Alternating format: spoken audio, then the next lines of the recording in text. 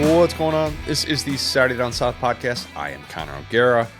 Will, Rivalry Week. It is here, absolutely loaded. By the way, happy Thanksgiving. May your meals be full of flavor and your Hawaiian rolls be as flaky as the day is long. Love this day, man. Love this day. Connor O'Gara Christmas. I love that. Yeah, the Hawaiian rolls, it's like the collision course. Like I'm seeing them start to creep out of the cabinet like, hey, buddy. You know, it's a problem that I can share them with Claire now. So partial Hawaiian rolls don't count, right? Mm-hmm. If we're sharing one, I'm giving her bites and we're just kind of going back and forth. That doesn't count on my total. I only count solo Hawaiian rolls against me. Started off with the 2-packs, have been to Publix. Okay, here's the thing. Got 2 packs on Sunday. Wondered during my trip to Publix this morning, Connor, should you get another one? Should you get a third one just in case? We'll save it for Friday. There is a chance that by Friday, in a household of 3, and by the way, Lauren eats Hawaiian rolls, but she likes the frozen dinner rolls better. So okay. she has those. Those are her thing. And Hawaiian rolls. That's a win for you. That's more Hawaiian rolls for you and Claire, dog. Exactly. Also more embarrassing if I go through. You know what? No, it's not embarrassing. More of a badge of honor if I could go through at least 3 full sleeves by the end of the weekend with all the leftovers and whatnot. Challenge accepted. I believe in you. Yeah, I believe in me too. We'll make it happen. We will. No SEC football on Thanksgiving. Bummer. But we still have an Egg Bowl, which is going to be absolutely awesome. By the way, no interview today because we have 10 games. We have 10 games. I did not want this to be a 3-hour podcast. We have lots and lots of football to talk about. Let's start with that Egg Bowl that'll be played on Black Friday. Mississippi State, number 15, Ole Miss. Ole Miss, 26-point favorite.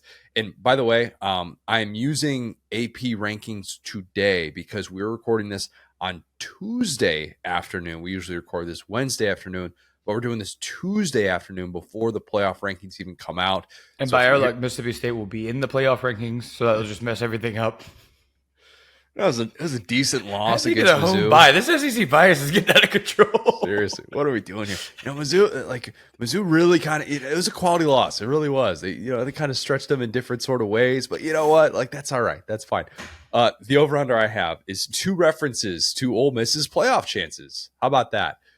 Here's what's going to happen. And sorry to spoil my pick here, but Ole Miss is going to win this game, and these receivers will very likely bounce back. I would expect a Trey Harris list group of receivers. I think they're going to bounce back in a super favorable matchup against this porous Mississippi State pass defense. I don't think they will drop 64 passes like they did last week. That was just my count, not necessarily the official count. No Trey Harris on the Blitnikoff Award. We were just talking about that off air. Yeah, it's Travis Hunter, who, again, great player. Maybe not the best receiver in college football. Your boy from Arizona. And then some NPC from San Jose State, who, not taking away from him, he is like leading the nation in a ton of stuff. But Trey Harris is better than all those folks. I got Bear Felica not too happy about this. He was just texting me about this, what a joke the Blitnikoff is, not having Jeremiah Smith on there. If you would put Jeremiah Smith and Trey Harris on the Blitnikoff finalists among those 3, I would have been perfectly fine with that. Those guys have been absolutely awesome. So Ole Miss playing out of an anger for not having Trey Harris on the Blitnikoff. Angry at the sun. Yeah, right. They're the sun god Ra. Right. Yeah. Everybody is very, very upset right now at Ole Miss. I'm going to say Ole Miss wins 42-10. They cover. This isn't particularly close. But I'm saying that at the top because here's what's going to happen. We're going to see Ole Miss playing with a comfortable lead late. I will have consumed probably at least 2 packs of Hawaiian rolls by then. And I'll be thinking to myself, Connor, you're going to need that 3rd pack. You're going to get to Publix tomorrow morning.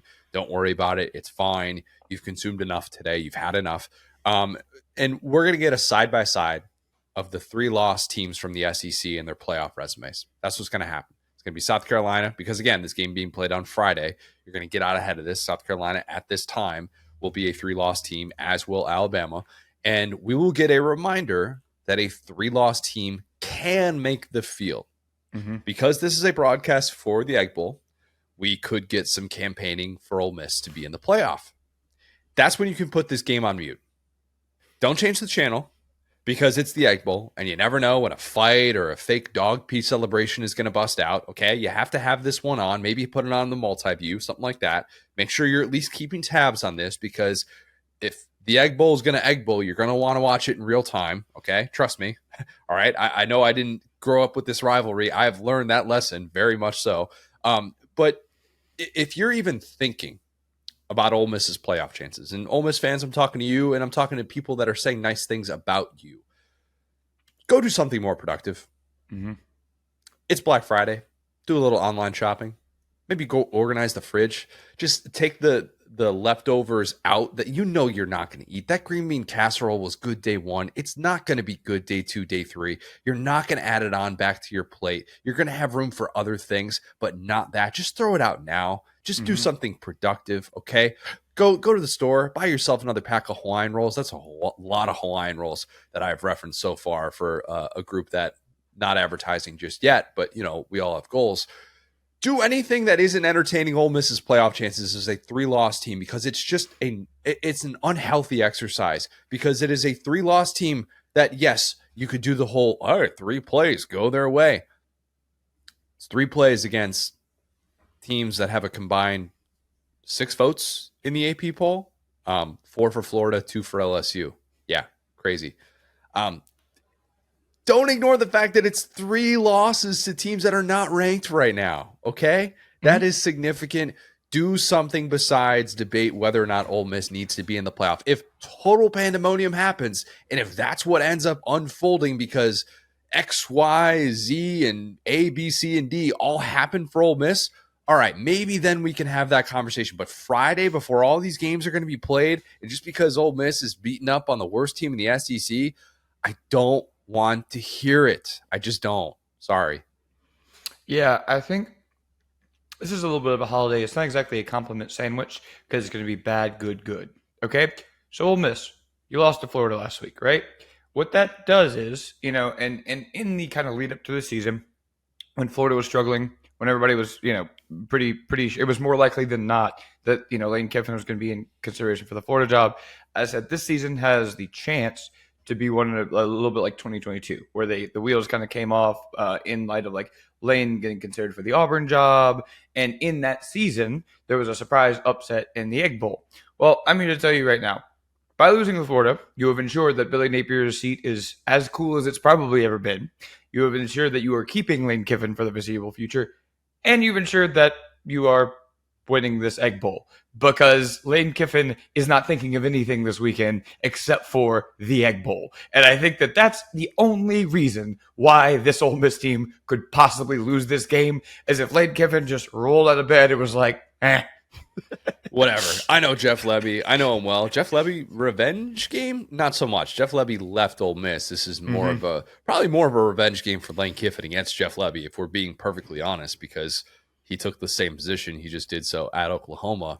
I don't know that that's going to matter for this team. I think we've said enough nice things about Mississippi State, including both of us picking them to beat Mizzou last week. Hey, it's a Charlie West Jr. revenge game. There you go. So a little bit of a, hey, maybe Levy's a little... You know what it is, Will? I didn't even consider this. It's a Zach Arnett revenge game. Zach Arnett, analyst, Ole Miss, earn your paycheck. I don't know how that's going to apply to a totally different roster and all those different things. Zach, what you got on this one? These guys are already good. Yeah. Thank you, Zach. That's my expert opinion. Thank you, Zach. These guys can't win ball games. You earned your $100,000 this year. Whatever, you got that buyout coming in from Mississippi State. Always nice to hear that around the holidays, where there's just some dude on the Ole Miss staff like checking little boxes, making $100,000. Anyway. Yeah, nothing wrong with that. Look, Ole Miss should not have any problems with this Mississippi State team. If they do have problems, I hate to be they don't want to be there, but that would be a sign that this Ole Miss team doesn't want to be there if they're looking this bad. Now, it's been a pretty rough week for them. We were texting about this the other day. Some of the stuff about Ulysses Bentley that has just been baffling this entire year. His usage, his dad doesn't know, even his teammates don't know, and they're retweeting stuff about it. His teammates are like cryptically liking and feeding stuff. And we didn't get too much into the portal stuff last time because I've already said my piece on that. But this is one of the things people don't talk about with the portal. Where your team starts struggling, it's like there are too many mouths to feed. And yeah, it's looking like we've been questioning where's Ulysses all year. And nobody knows. His teammates are even like, we need some more involvement. And he had a certain very awesome run this year that made me still believe in him. And I don't know where is he? Let's put him on a wanted poster. Missing poster. Well, he had the Georgia run too. That touchdown in that game as well.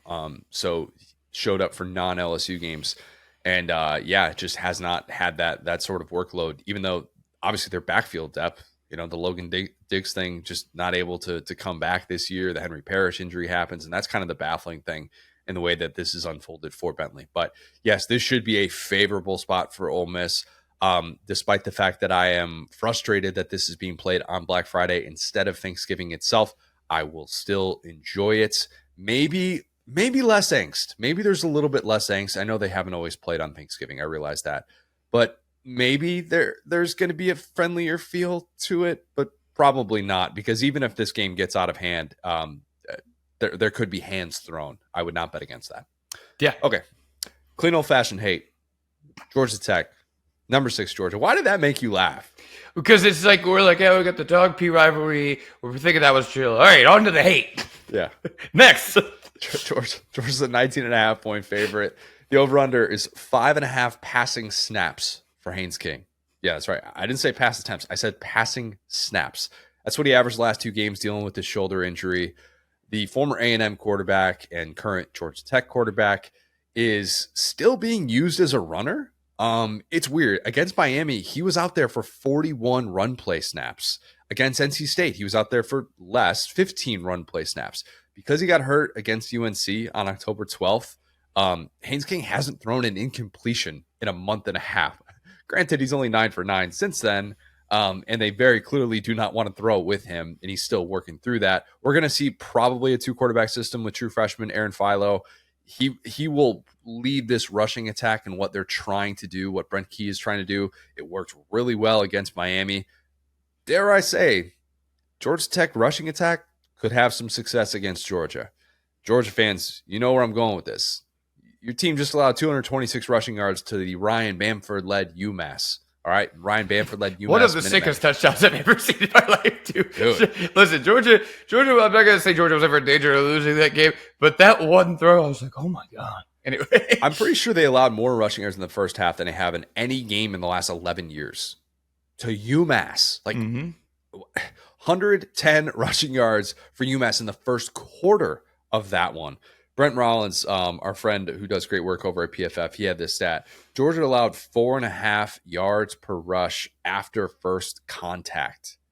Could some of that be attributed to Ryan Bamford having the lads fired up after he fires down Brown?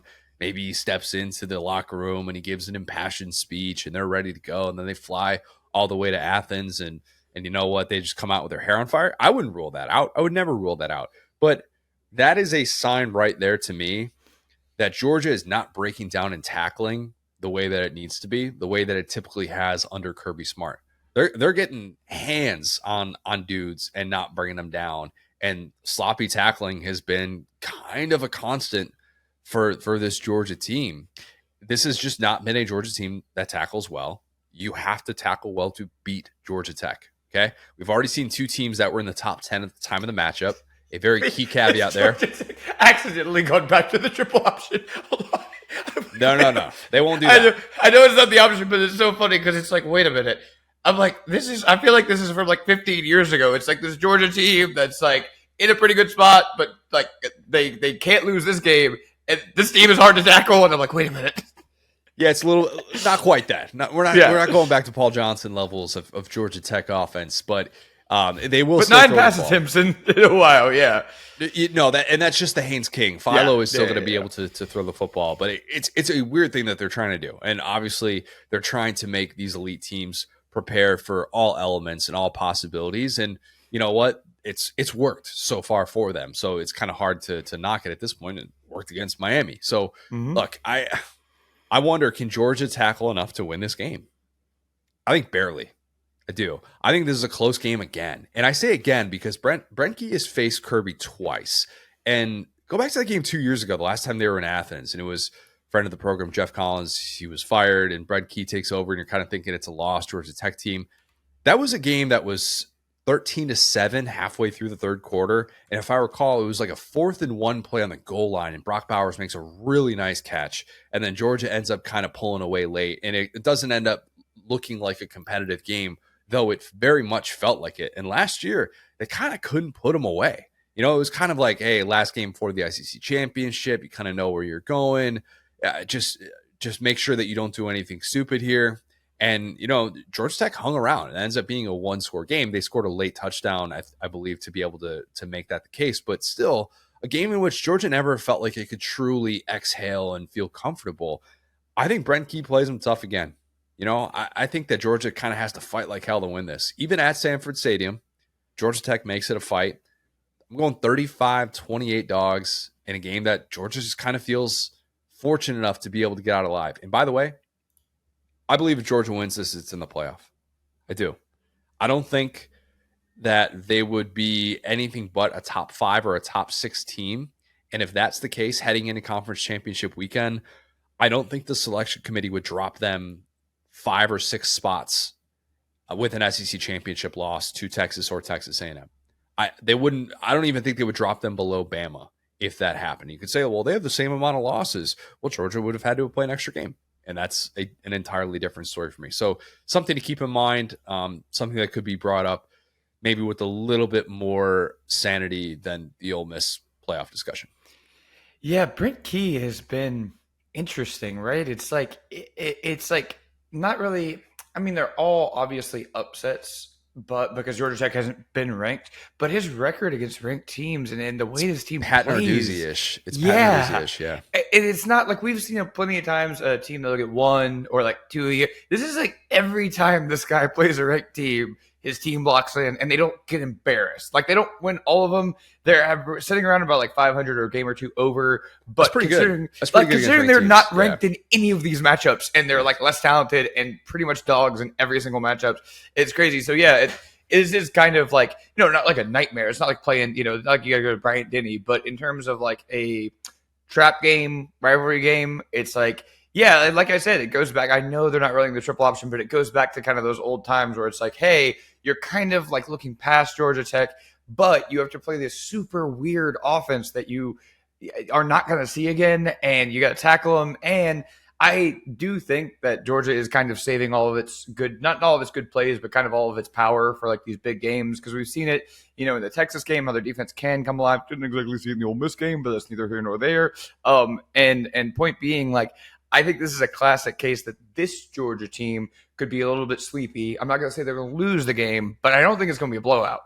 Yeah, and I think Carson Beck, if he is improved, you play well in a game like this and you do the heavy lifting, because I don't know that you can trust your defense to be able to, you know, hold Georgia Tech to 1 or 2 scoring drives. I don't know how realistic that is for this defense. Maybe it can happen, but it hasn't been the expectation. And we're 11 games into this Georgia team, and they have, for the most part, really kind of struggled against middle of the pack teams. It has not been this decisive, oh my gosh, we're going to get style points, we're going to win by a million. Even the Clemson game to open up the season, they pull away in the second half and ends up being a different story. But this has not been the Georgia that has always that has just looked the part from start to finish. If you look the part from start to finish against Georgia Tech, I'll be impressed. I'll be impressed, because I do think that they, as you mentioned, can hang with just about anybody in the country.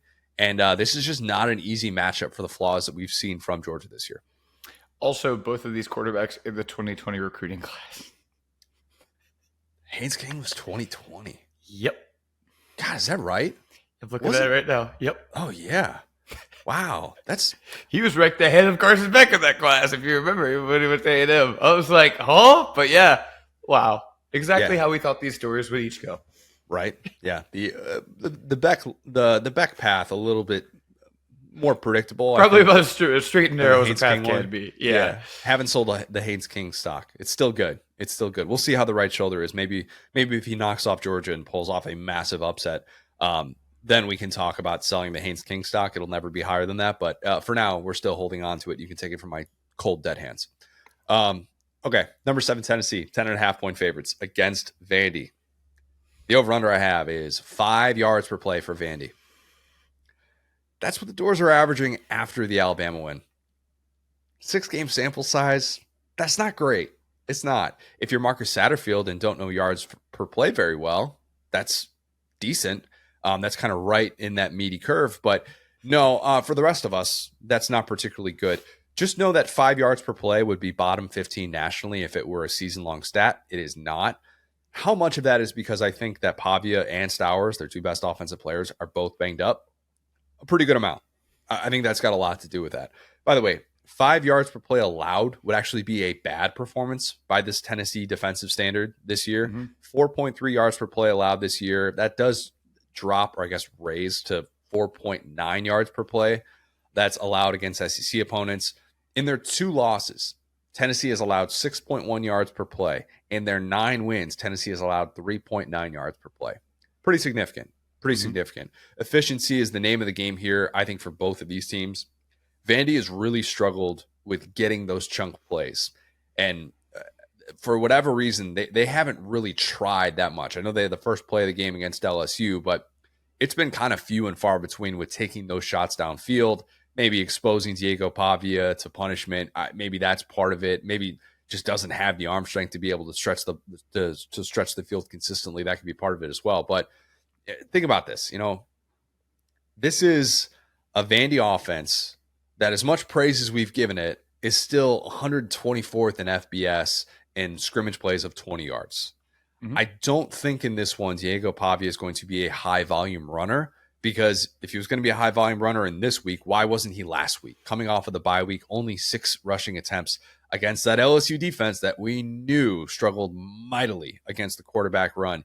Yet this was a guy that, entering that LSU game, had at least 12 rushing attempts in every game this year.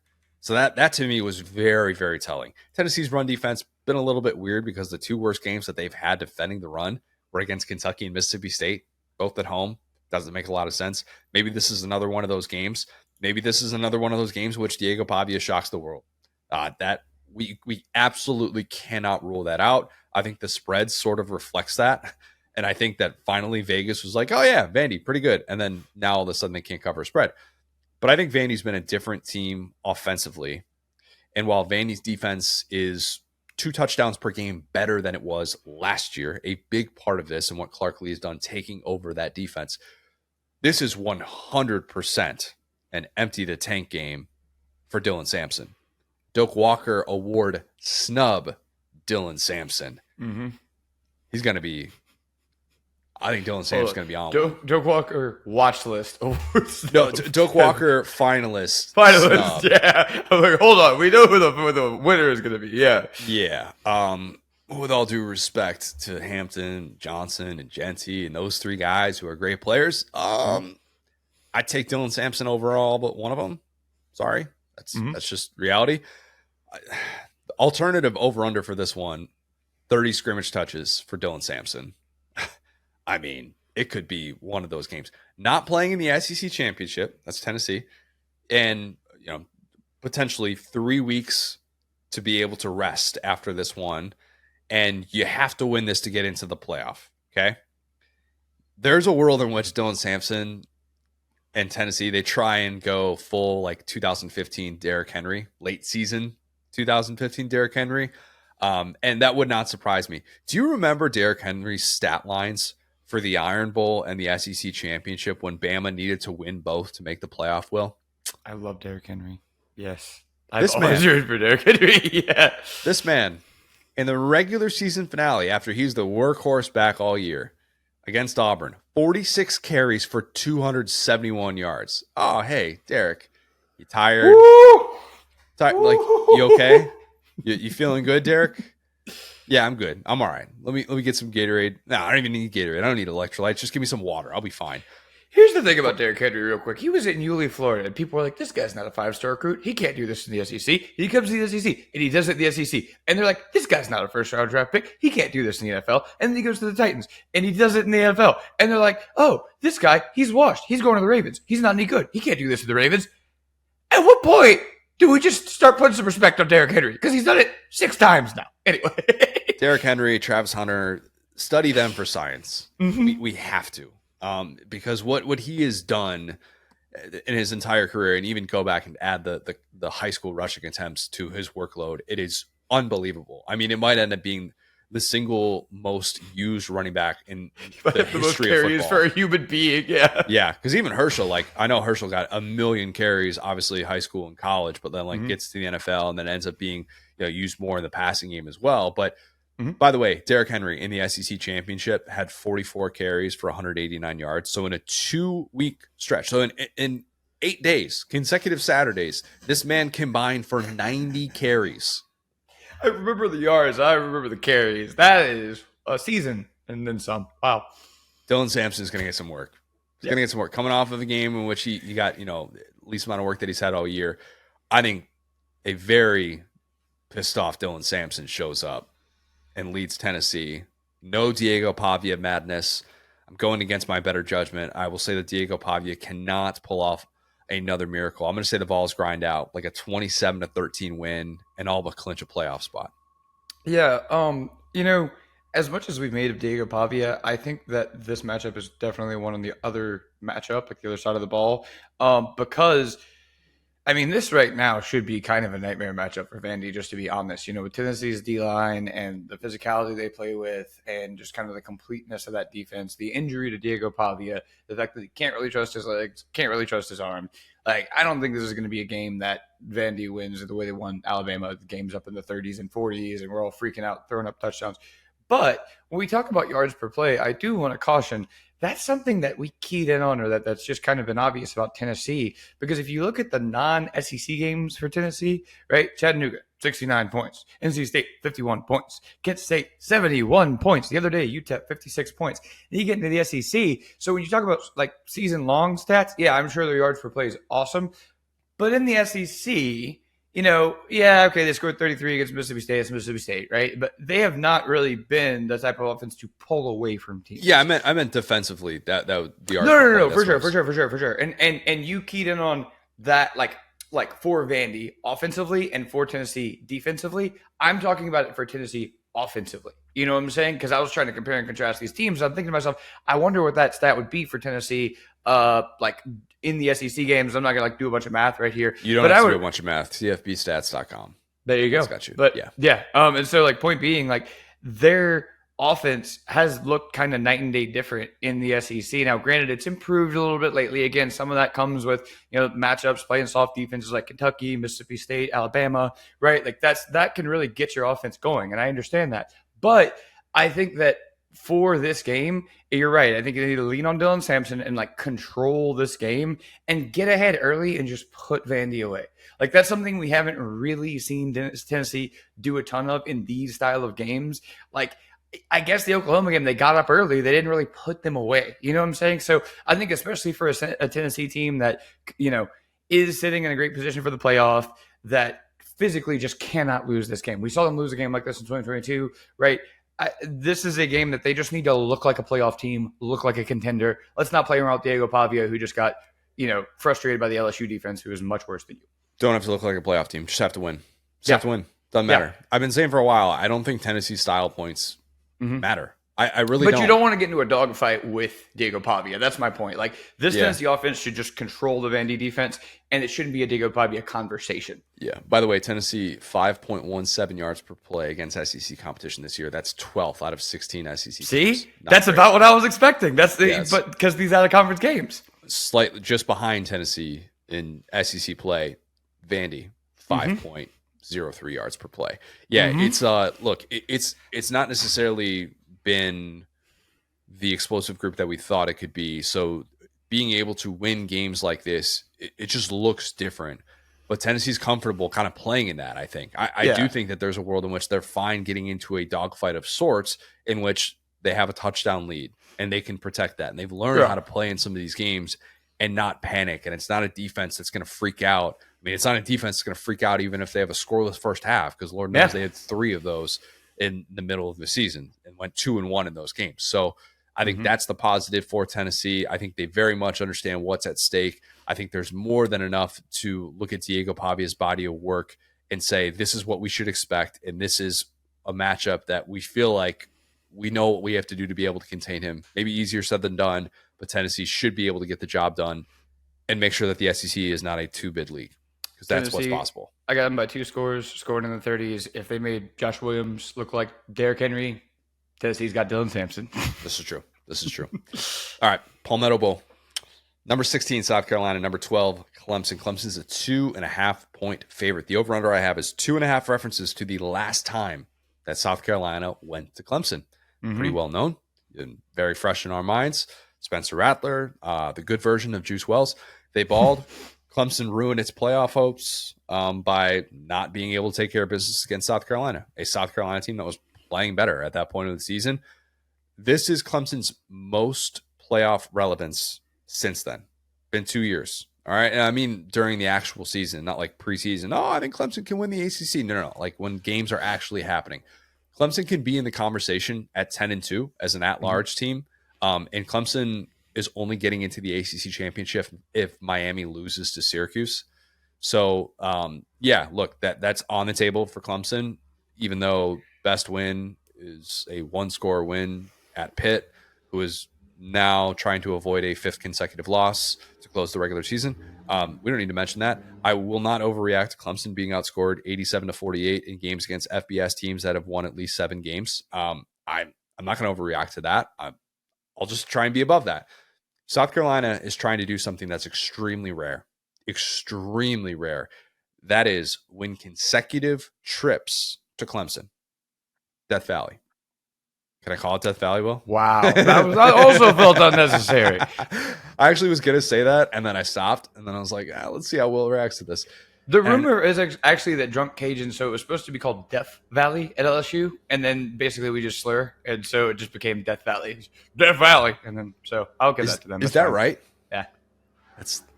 Somebody's like cutting down a tree with a chainsaw outside of my house. I'm sorry if you could hear. I don't know what's going on, but yes, that's the. Say it again, but say that into the mic. I didn't hear you. Oh, someone's like cutting down a chainsaw outside. Oh, okay, fun. Yeah, very fun. Or cutting down a tree with a chainsaw. So sorry if you guys hear that. Maybe that's what South Carolina's been trying to do. Big tree fall hard, no? That's a Wedding Crashers reference, folks. Keep up. South Carolina was the last team to go into Clemson and win in consecutive trips. That has not happened since 2010, 2012. 2010 was Beamer's last regular season game on Spurrier's staff. And that's kind of what started it all, 2010, in this golden era of South Carolina football in the early part of the 2010s. That really was a launching point in a lot of different ways. And you wonder, can this do the same for South Carolina? Can this be a launching point for this team for the next couple years? I say, hell yeah. Hell yeah. South Carolina has won 5 consecutive games, unlike Clemson, who hasn't faced a single ranked team at the time of the matchup since the Georgia opener. South Carolina beat 3 consecutive ranked teams in that stretch. Again, that was the first time that it happened in school history. During this current 5-game winning streak that South Carolina is on, Mizzou is the only team who stayed within 20 points of South Carolina. I'm going with the improved Lenore Sellers combined with the relentless South Carolina defensive front, frustrating Cade Klubnik. I don't think he's seen an offensive line this good since Georgia. And even then, Michael Williams went out in that game as well.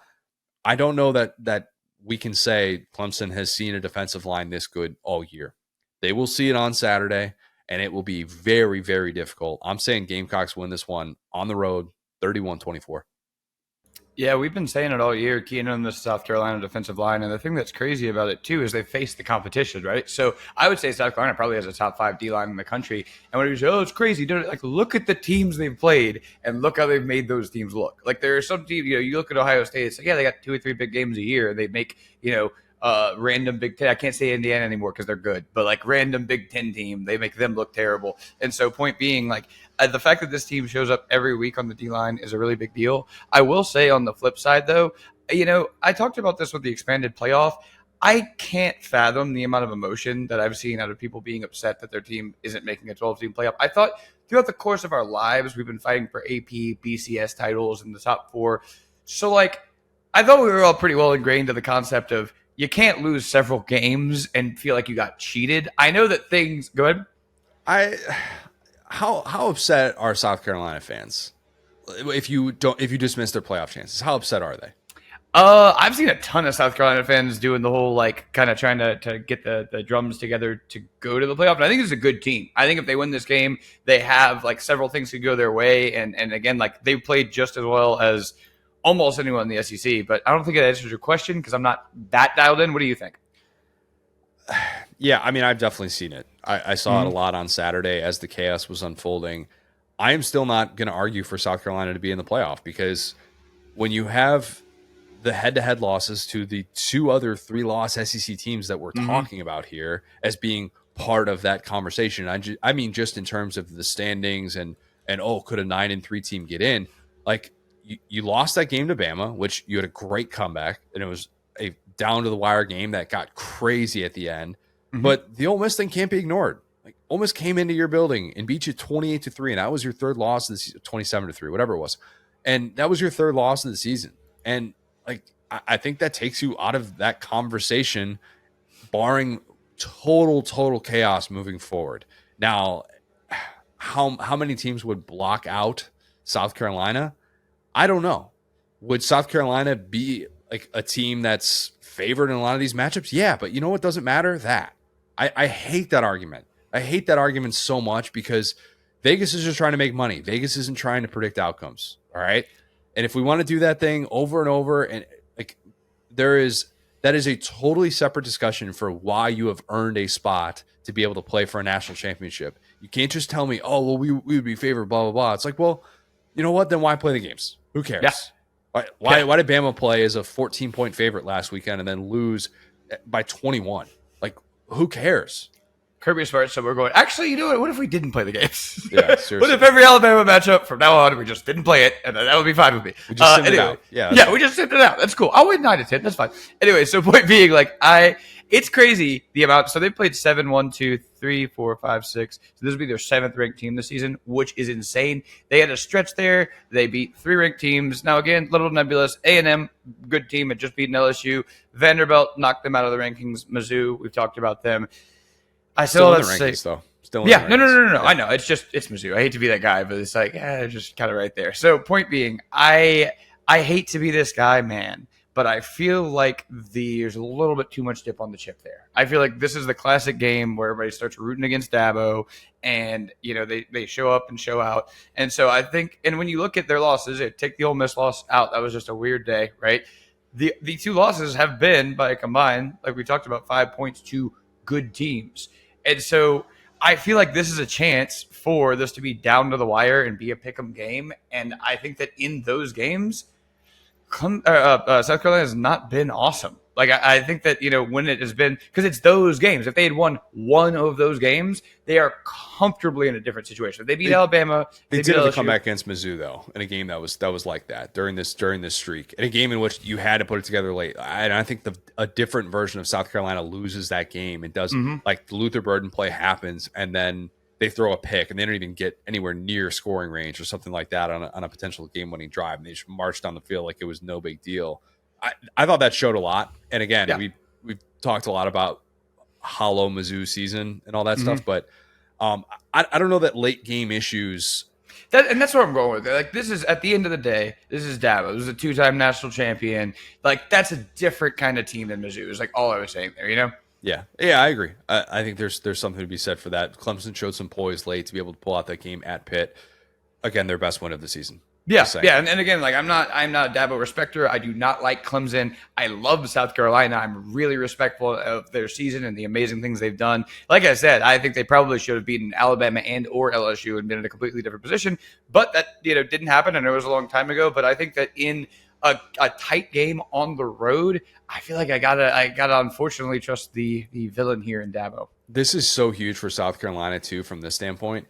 If you win this game and then get left out of the playoff, which I believe South Carolina should be left out of the playoff, barring something that I just am not looking at right now that I can't see any scenario in which that makes perfect sense for me.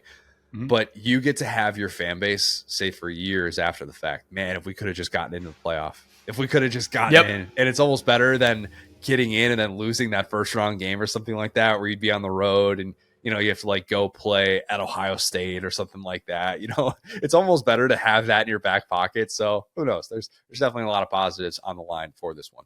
All right. Louisville, 3.5-point favorite at Kentucky. The over-under I have is one reference to Lamar Jackson. People forget the last Louisville quarterback to beat Kentucky, Lamar Jackson. Tyler Goodness, Shuck. man. I mean, that is the Mark Stoops job save special right there, isn't it? Yeah, you know, look, he's not going to get paid $44 million to go away if they lose this game. But yeah, he has made himself a good deal of, I don't want to just say money, but he's earned himself a whole lot of respect in the Bluegrass State for winning this game the way that he has. If you're not going to be great, beat your rival. Mark Stoops has done that year after year.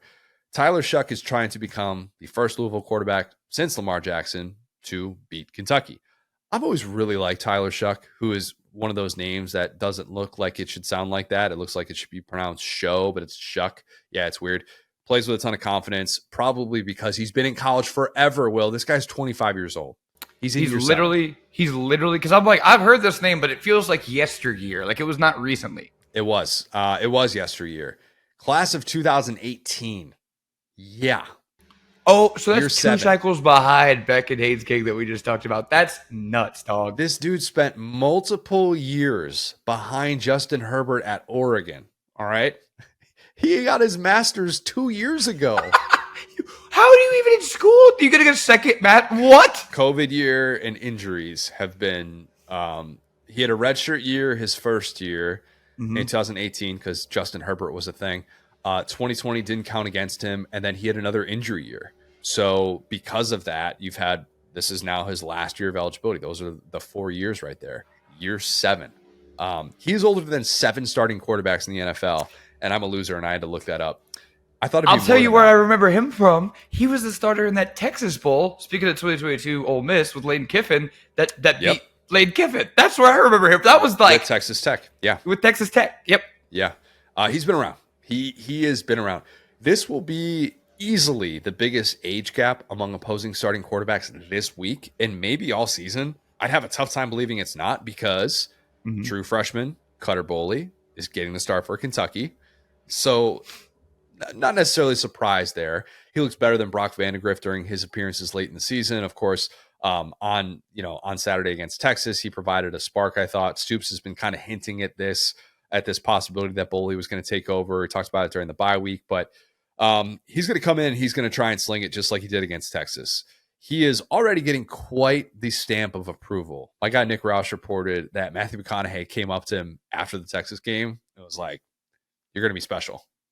So this guy, he's like some type of an NPC in a video game. This Matthew McConaughey, if you're Texas football, like it's like Road to Glory, where you like wake up and you hear a knock on your door and it's him, and he's like, "Hey, I've got a quest for you."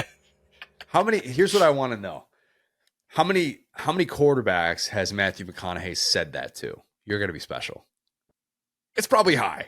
I bet so many. I was about to say, because it's like you got to hit, because he wants to be able to tell the story one day, like at a bar. So, I knew he was going to be special. Was that a McConaughey impression? I don't do impressions around you. I just kind of do a little, because every time you're like, this guy, boo. So I do like a half impression, so I don't get credit for it. I got to keep you honest, man. Look, I think that's all well and good, and that's really cool. I don't know what's going to happen with Cutter Boley. I don't know if he's going to be special as Matthew McConaughey is predicting, but this is a really nice chance to be able to capitalize on that, and a really nice place to say, hey, build around me.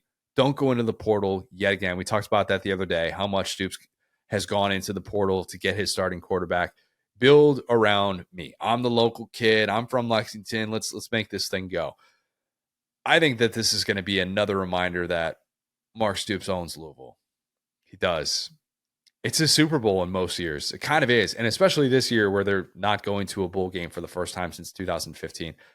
I think Kentucky this is kind of the perfect storm for Kentucky players after a frustrating season. We've talked about how they've actually looked better against better competition. Louisville is better competition. All right. They've been kind of that fringe top 25 team. Obviously, they had that impressive win against Clemson, but you're talking about a coach that has, for whatever reason, found different ways to fire up his team and be ready to go for this game. It hasn't mattered who the coach has been at Louisville, by the way.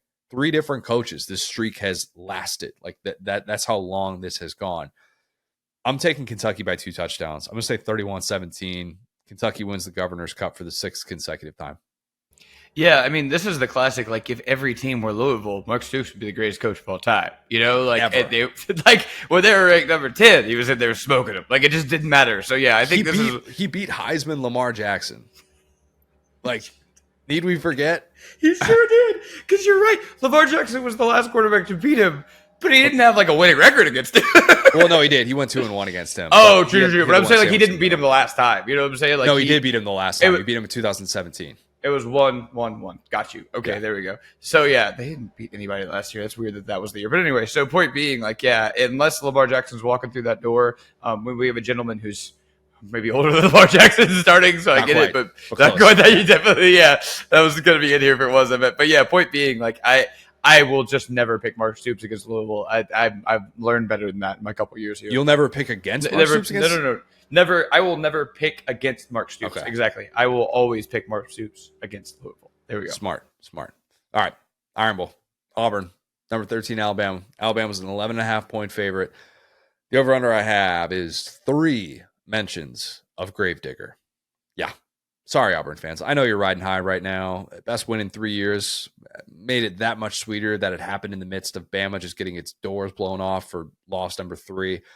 I'm not here just to bring up bad memories or mention the fact that Alabama is currently in the midst of its longest Iron Bowl winning streak since the Bear Bryant era. I'm not just here to bring up things like that.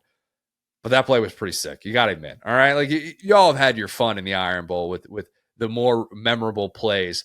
It was probably about time that Bama had a memorable play to add to this lore of this rivalry. And it definitely got that last year. Obviously, very different times at Alabama right now compared to where they were at last year, where they just had 1 loss and they were going into the SEC championship and they had playoff hopes alive. Kalen DeBoer's first Iron Bowl will be on Saturday. I told the media that every day since he took this job, someone has brought up the Iron Bowl to him. That's a rivalry, folks. Sorry, national rivalry. I will push back on that, Sam Macho. All right, I will. I was waiting for it. Yep, that's. I mean, Roll Tide War Eagle, like the documentary, is truly a documentary. Like, I remember when I moved to Alabama, when I moved to Hoover, it was after the LSU title, and it was just like, hey man, who you pull for?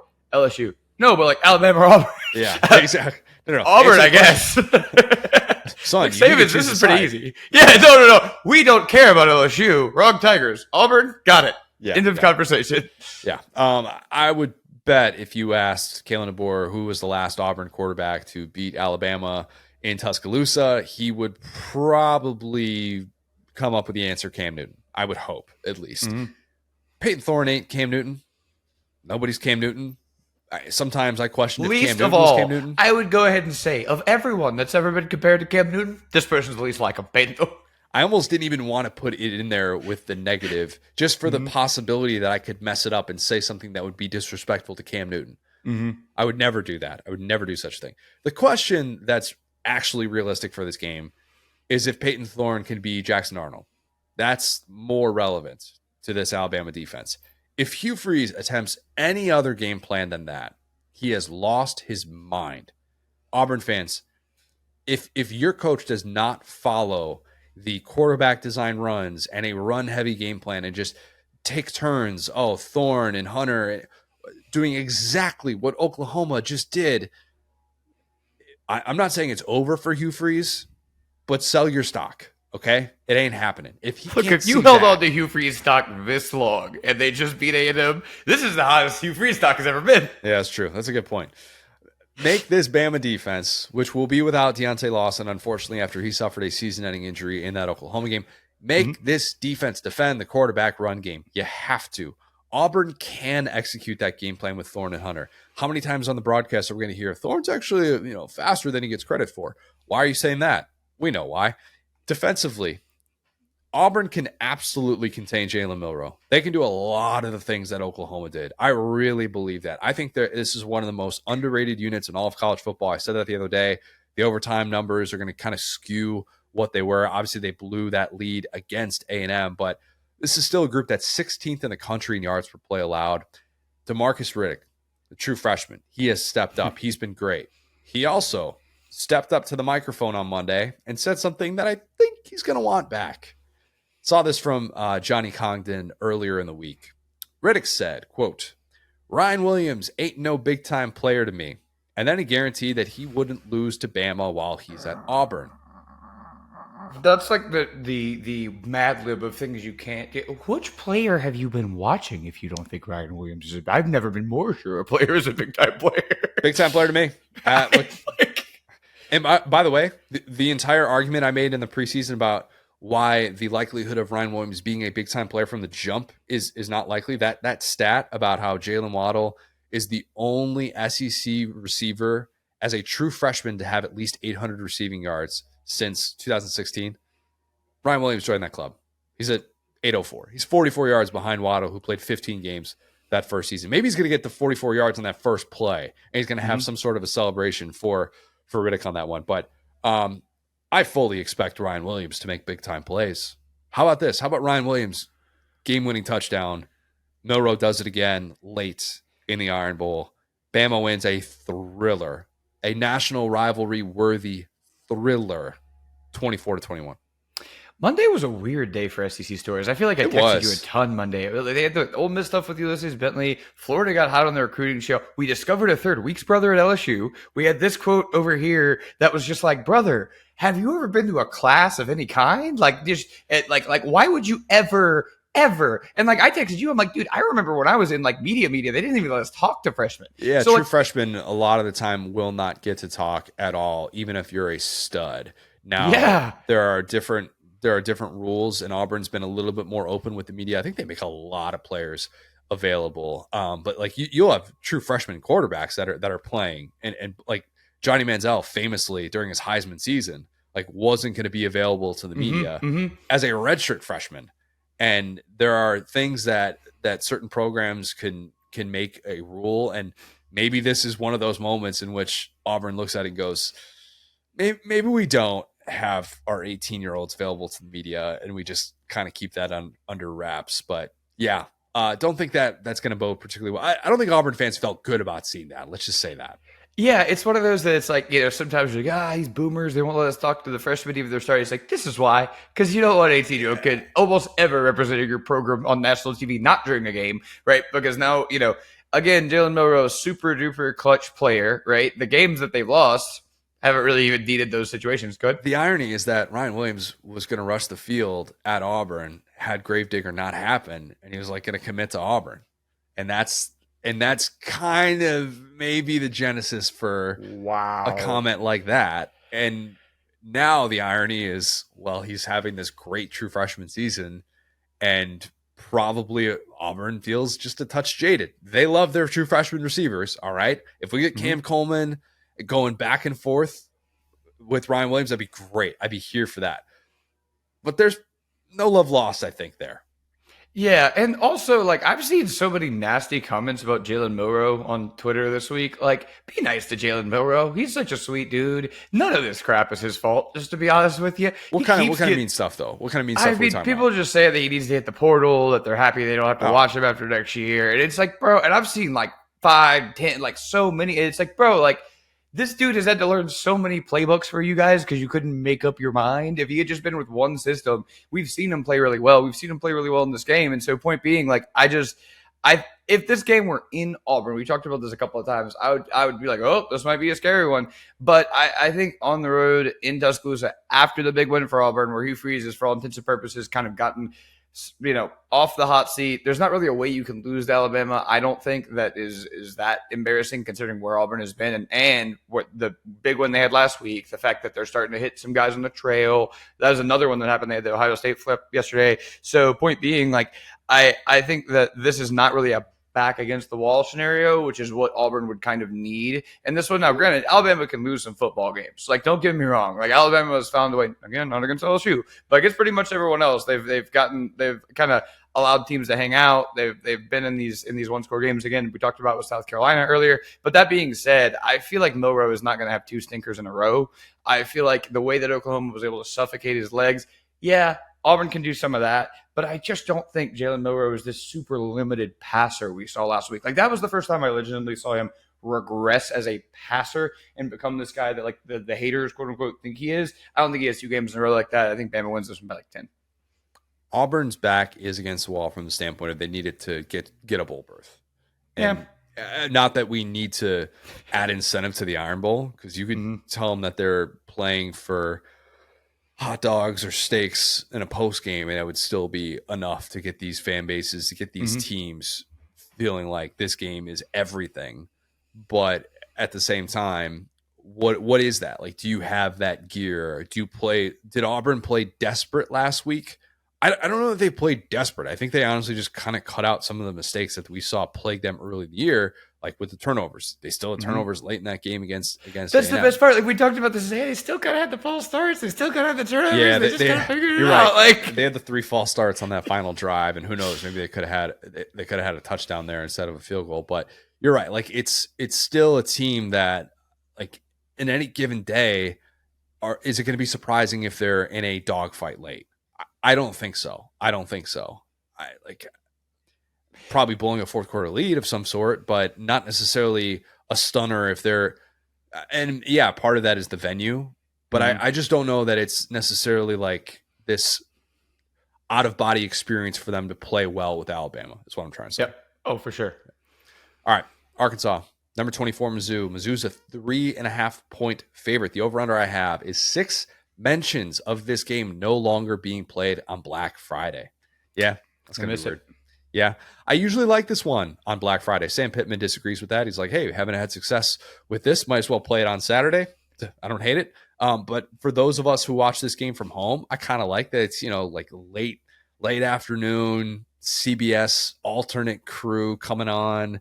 You're like, who's the play-by-play again? Oh, yeah, Noah Eagle was on the call a couple of years ago. Oh, who's on it this year? Battle Line Rivalry totally isn't manufactured at all. Very legit. Line? Yeah, Battle Line. Sure. Yeah. This is the game. This is a little bit wordy, but an alternate title for this rivalry could be the teams who hate everyone else more than anyone hates them. That's what Arkansas and Mizzou are. They would admit that. They would. I mean, the Arkansas-Texas thing was kind of played out, how much Arkansas hates Texas and how little Texas thinks about Arkansas. They know. They understand. Either way, really fun down to the wire game or totally lopsided, turn it off by halftime. That's this rivalry. That's what this is. No in between whatsoever. Arkansas has never won in Columbia.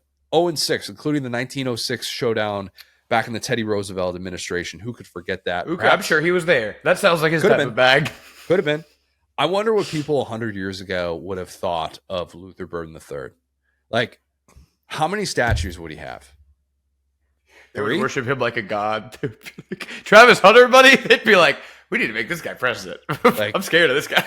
Babe Ruth, Luther Burden III, Walter Johnson. Notice I'm only naming baseball players now. These are our heroes. These are the gods that we will worship in this country. Put them on some currency. Could Luther Burden III have been on the quarter in 1906? Probably. Yeah. Probably. I think so. How fun would it be to hear announcers with old-timey voices react to the things that Luther Burden could do? Oh my gosh, you've just realized, I don't know if we've talked about this, but one of my things is always be scared of a young guy with an old guy name. Luther Burden the third is an old guy name. Like, he would sound great on like an old-timey Luther Burden the third. It's a good point. It's a really good point. All right, now I can see it. We're doing a lot of this now. Like because slavery was a thing for as long as it was, and we're going to put black people into roles that they weren't in when in historical depictions and stuff like that. I just want to see Luther Burden in a 1906 black and white like football game and just announcers going back and forth. All right, like I think that'd be an incredible thing to be able to watch. There's a chance that Luther Burden III, this is his last game in a college uniform. Okay, and I'm not going to do the whole like should guys opt out of bowl games thing, but I'll just say brace yourselves for that possibility because this is a projected first rounder. This is the way that things go. Mizzou's not going to be playing in the playoff. I think that he goes off in this one, Will. I think Brady Cook enjoys his final Mizzou home game. Similar to 3 years ago in this game, Traylon Burks, he went off, and it was his final game. It was kind of his send-off at Arkansas, and Arkansas fans were like, man, I'm going to miss that guy. They have missed that guy. Andrew Armstrong's a great player. Traylon Burks was very, very special. Mizzou fans will miss Luther Burden when his college career is done. If it is over at the conclusion of Saturday's game, I think they will look back and be like, man, it was fun to watch him. Glad that he got to go out on a high note. I think that happens. I think Taylon Green struggles against that Mizzou defensive line, which is still playing really hard. I think Mizzou wins by 3 scores, 35-14. Drink gets win number 9. Man, as you were talking about this game being played on Friday, I wish maybe we could have Pittman on the podcast again after he retires in several years or whatever. I just want to see the conversations that Pittman has had with Hunter Yurachek about scheduling. Because think about the things this man has had to do. He had to go to BYU, Cincinnati, play on Fridays. He wasn't home for a month and a half last year. And he's just sitting there like, Hunter, come on, man. I don't think that's a Yurachek thing though. I don't think that's these matchups are scheduled that was no, that's an SEC thing for sure. It's just uniquely Sam Pittman has to deal with all of this weird scheduling stuff. 2 SEC teams play on Friday. It's him. I've seen one SEC team go to BYU. It's him. It just always ends up being Sam Pittman in this buddy cop hijack. This is normal though. You just get to go play on a Saturday afternoon. Yeah. This is actually a more normal thing. Go to Columbia late in the year. It's probably going to be really, really cold. I haven't looked at the weather just yet. Maybe that's the thing is you got to go to a very northern team in the SEC late in the season. Maybe that's a bummer. I don't know, but it could be weird. Was it Chuck Long who's the AD before who probably scheduled all these matchups, and then he was the one who hired Les Miles at Kansas and basically didn't do a background check. Yeah, I mean that's what happened. Yeah. Anyway, on this one, actually, you know what, man? I think I'm going to take Arkansas at upset here. I think that they have about one more of these in them. They've been a little bit frisky this year. They've stayed with some good teams. We saw that against Texas a little bit. I think Mizzou, they had the South Carolina game where they came back a little bit. But, talked about, the hollow season and how water finds its level. This is a 24th ranked Mizzou team. If they beat Arkansas, very, very conceivable they finish the year ranked. And this year is not really seen as a failure per se. I think even Mizzou fans after a couple of weeks were like, this is not a top 10 team. Yeah. We are not going to expect this. So, yeah, I think, this should be they beat Arkansas. They get some random bowl game. One thing about Brady Cook is he'll be, not Brady Cook, but just the leadership of this team. They will be playing in this bowl game because we've seen that over and over and over again from the leadership of this team. And I could see them going 2-0 in those games, finishing ranked. However, it is Mizzou, and that's usually just not how things work. I think that Arkansas with Taylon Green and the players that they've had, I think they create a couple of weird turnovers, and they end up in kind of a rock fight, which could go either way. And I'll say it goes Arkansas's way. We'll call it in the 20s here, so it's about 25-28. You know what I realized? And maybe in circles of Mizzou Twitter, I should have texted with Adam Spencer to see if he was aware of this as well. And I'm kind of mad at myself that I didn't realize this until doing prep for talking about this game. Brady Cook played in 5 games in 2021. If he had played in 4 instead of 5, he would have another year of eligibility and would be able to come back in 2025. He didn't even attempt to pass in this game 3 years ago. But Drink brought him in for that final series when they gave Tyler Beatty all of those carries, and they're just trying to pad his stats at the end of that. And Drink was so focused on that he might have blanked on the bigger picture because then Connor Bazelak transfers, Brady Cook starts in the bowl game, the Armed Forces Bowl. And that was his 5th game. And at the time, that still counted against the 4-game threshold. We talked about that and why that was significant with Nussmeier as well. But now that's different. And now that doesn't count against your total, and it's 4 regular season games. Brady Cook's not going to petition the NCAA or anything because he's like, if you followed him on social media, he's, talked about, one last ride, senior day, all those different things. But just something that you look back on, you're like, oh, that's really interesting. If you would, like, how different would these conversations be if Brady Cook was coming back next year? And again, this is somebody who graduated 2 years ago. And I think like Matt got his master's a long time ago. I don't think he quite went Tyler Shuck and got his master's 2 years ago. Maybe I'm wrong on that. But this would have been a different sort of transition year next year. And you knew that you would likely be losing Luther Burden, you'd be losing Weiss and a lot of these pass catchers. But hey, you get some right guys in the portal and just kind of make this still work and make this more of a 3-year window with Brady Cook.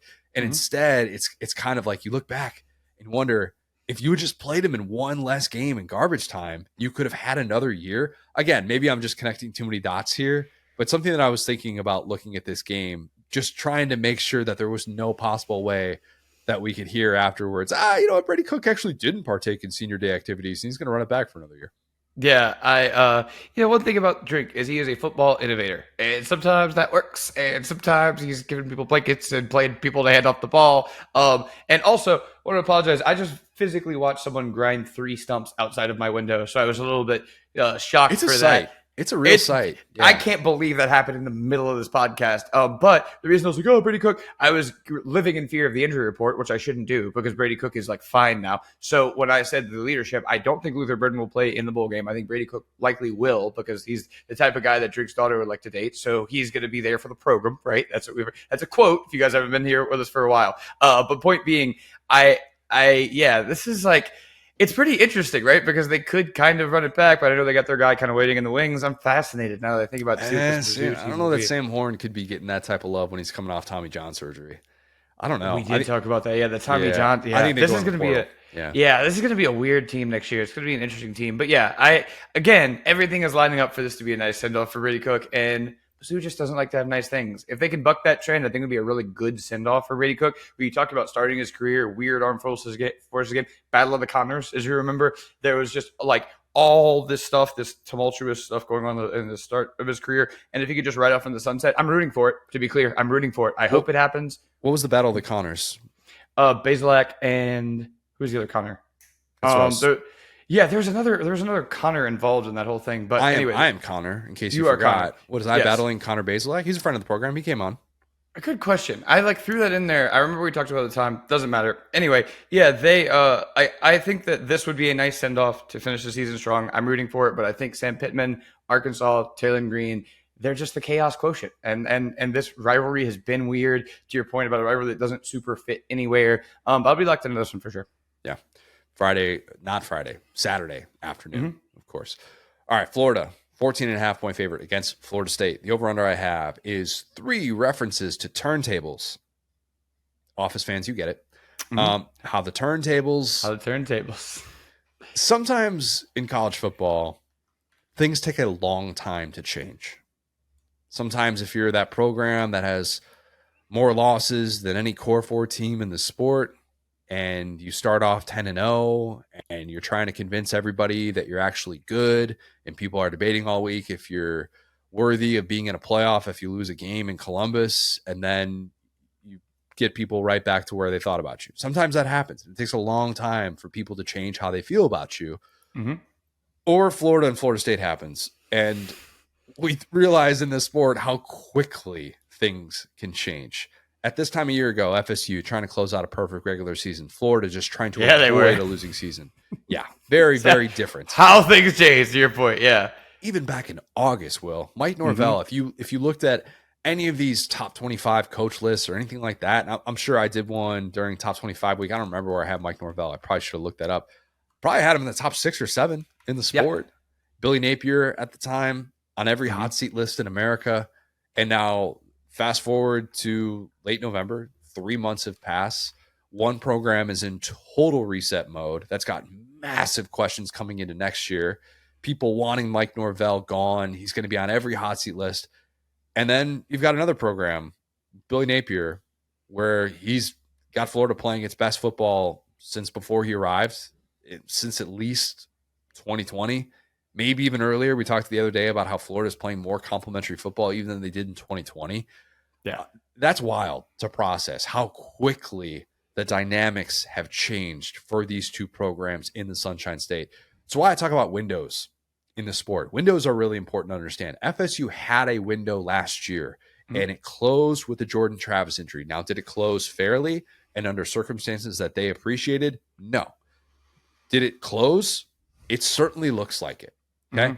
Florida doesn't have a championship window, but it has a window to potentially do something that it hasn't done in 5 years. And that's close the season feeling good. It's been a minute, man. Yeah. Florida's never even been close to the ultimate good vibes team in the last 4 years. And yeah, it was a bowl game and stuff like that. All right, that's part of it. But think of how bad it felt after 2020, the way that played out, and knowing how much turmoil there was going to be, knowing you had this Mullen extension that everybody was debating about. And then after 21, oh, yeah, you get to a bowl game, but it's the Billy Napier. Oh, okay, you still end up having a losing season in which you can't even stay on the field with Oregon State. Like there are things that we have seen with Florida late in the season that just make you feel bad and don't make you feel like talking up this program in the offseason. This year can be different. They can close the season out by just feeling good. Everyone feels good when it comes to defending Florida State. Everyone. Okay? Some of the most depressing Florida State stats that I could find about their offense. They're bad, Will. Let me just be the first one to say Florida State basura on offense. 15.4 points per game. That's 131st out of 134 FBS teams. Stay with me because that's the beginning of a trend we're getting to. Take away the FCS game. That's 13.3 points per game against FBS competition. Yeah. 4.3 yards per play against FBS competition. That is also 131st in FBS. Did I say 131st in FBS enough? How about this? 27.2% third down conversion rate. Guess what? That's 131st in FBS too. FSU hasn't had a single game against FBS competition with 300 yards of offense. In the year of our Lord 2024, that is hard to do. That is so hard to do. I feel like I've personally watched FSU do that twice. I feel like every time I watched Jordan Travis, this dude was getting up and down the field. Yeah, not 2023. Just might as well be a different program. Yeah. It really might. Like that program that beat LSU in consecutive years was not the program, obviously, that we have seen this year. There are 127 FBS teams that average at least 300 yards per game. Needless to say, Florida State not one of them. They're not going to hit 300 yards of offense against an improved Florida defense. You can tell me all the rivalry stuff in the world. You know what? Throw the records out. No. Not happening. I don't care which freshman quarterback they play. They can rotate them. They can have them change series, whatever. Doesn't matter. Florida, with that defense, will take control. DJ Lagway is going to benefit from some short fields, I think, as well. Florida rolls 38-7. Well, surely their defense is good, right? I brought up the offense because it's less depressing than the defense, and I do feel less depressing. I do feel like if push came to shove, and if they had a tug of war between the Florida State offense and the Florida State defense, as bad as that would be for any human being to watch, because there's a good chance that both of them would just fall and the rope would go nowhere. That's how bad they've both been. I do feel like the defense would be able to tug a little bit more. That's my guess. So yeah, look, it's not been a good defense, but I always kind of feel bad for the defenses that have such a bad offense. And I'm like, you have to go on the field that often. That's what you're being asked to do. So they're bad. But I think the Florida State offense is the bigger Achilles heel. Yeah, I'm looking at here. So yeah, to your point, they're averaging 273 yards on offense, and they're giving up 387 a game, which even in modern college football, I feel like if my team has 387 yards, I feel like we've had a pretty good day. So they're averaging a pretty good day for the other offense. Their leading rusher has 400 yards. Their leading receiver, watch out, has 486 yards. Is Malik Benson leading Florida State in receiving right now or no? Let's see. Let me no. No, it's a gentleman named Lawrence Toafili, it appears. Yep. Yeah, so yeah, to your point, that's kind of the guy I was looking for. Don't see him. So yeah, he's way down here. So somehow he has played in 11 games and has all right, whatever. That looks weird. Anyway, That's so sadly that has been kind of the Malik Benson story since he was the number one recruit out of JUCO. Bama fans, you know what I'm talking about. yeah, he's averaging zero point 0.2 yards a game. Anyway, so yeah, this is just like you just can't overstate how bad this team is. I'm not even trying to be mean. I hadn't really kept up with them outside of the Georgia Tech game. We just talked about Georgia Tech, their coach, like kind of having these upsets. Georgia Tech is just better than FSU. I don't even count that as upset, knowing we know now. But point being, it was a fun location. But yeah, I think Florida should comfortably win this. To be fair, this would be one of the funnier possible upsets, but I just don't see how FSU can do it. And to your point about Norvell, very interesting situation, right? Like I have a lot of friends who are Miami fans, and they're dunking on him, and I'm quick to remind them, he has more ACC championships than Miami. And so at the end of the day, I'm not ready to completely sell the Mike Norvell stock. I know this is a horrible, horrible year, but, have we totally gone all the way back to the receivers facing backwards? I think that team probably had better offensive stats than this team. It wasn't quite as funny. Like, that's a bad visual. But yeah, I think this is definitely hot seat territory for Norvell. And exactly to your point, I think that Florida wins this one. I mean, that's the thing. Like, Florida's offense has not been something that like gets up and down the field, scores 50 points, but they've done enough to hit the big plays. And against FSU, they'll just kind of fall down. What do you mean by what do you mean by hot seat territory? Oh, Norvell. Yeah, I think that he's going to be like really, really, really fighting for his job if he loses this game and goes into the next season. Like it's going to be pretty rough. Yeah, like okay, I'm making sure you're not saying that if he loses this game, he's getting fired. It's like no. He's getting into hot seat territory. Like this was going to be a weird offseason for and weirdly as it feels, man. Like if he wins this game, it almost feels like he's safe just because of the vibes that Florida has. But I don't think they're going to do it. Like wait. All right, so back up. Mm-hmm.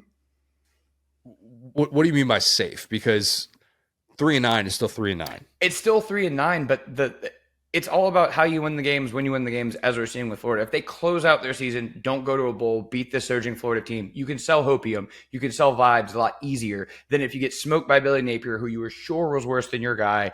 And that's what all the stats are looking like as far as Billy Napier is going to smoke this team.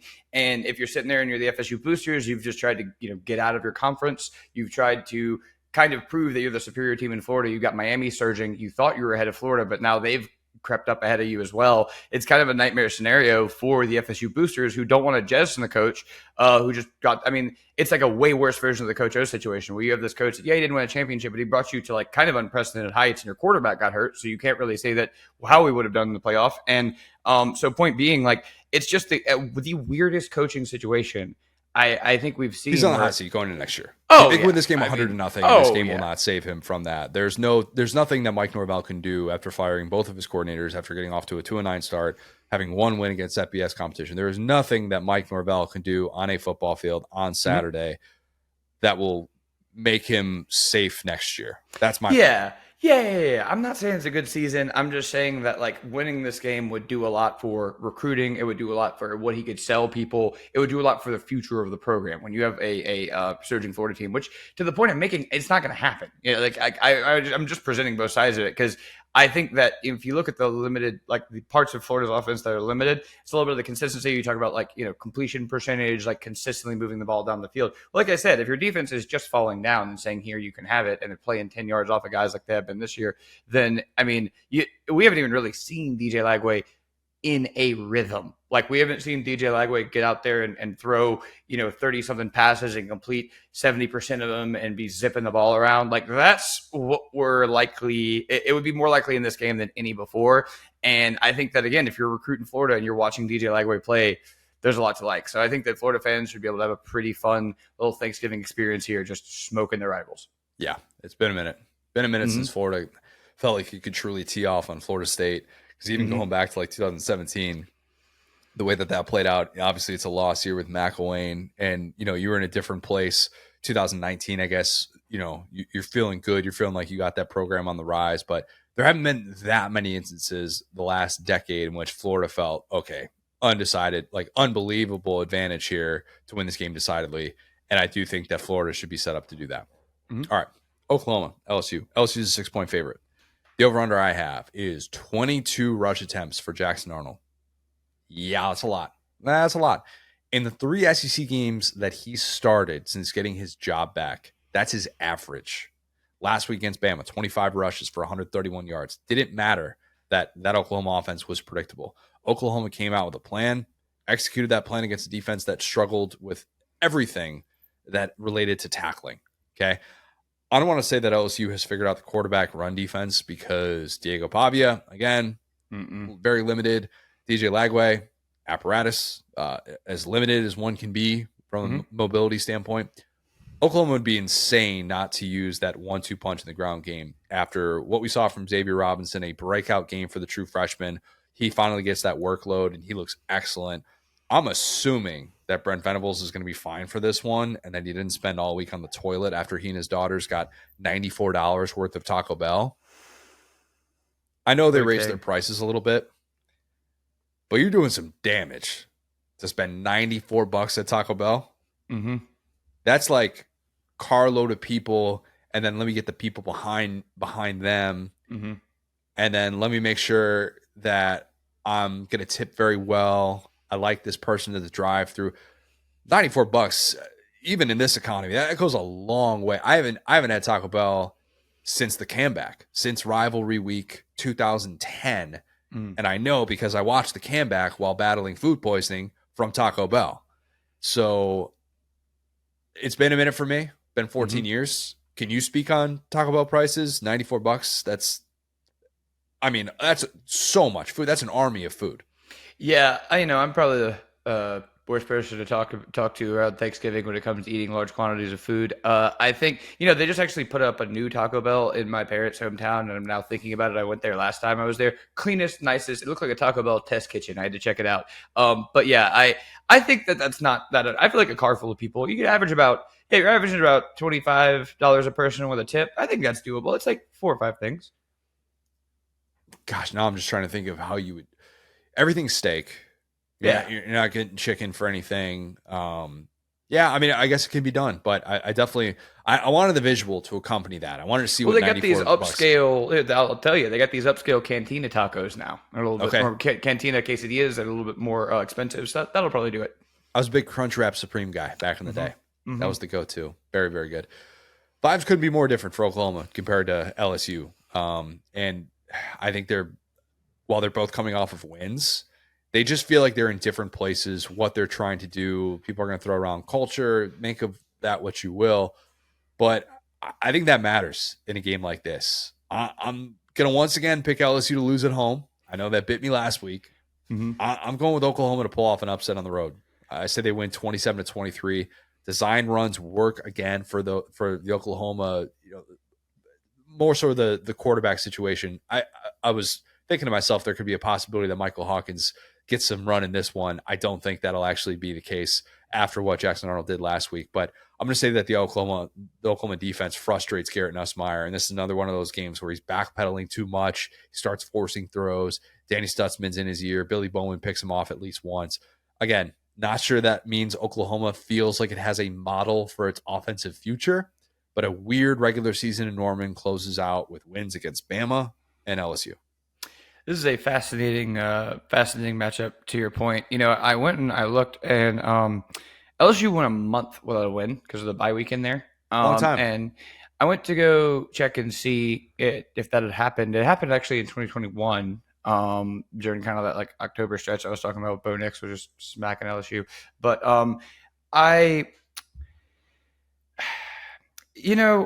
I think that a lot of the stuff. So like I will say this. One thing I really prided myself on here is being objective when it comes to LSU and having a really good read on LSU. And I remember talking about in the preseason, I didn't think this team was awesome, and they fooled me for a little bit. You know what I'm saying? And I've been just relentlessly wrong at picking the outcome of this team's games lately. I mean, worse than any other team because of how weird they've been and how I couldn't have anticipated them going a month without a win.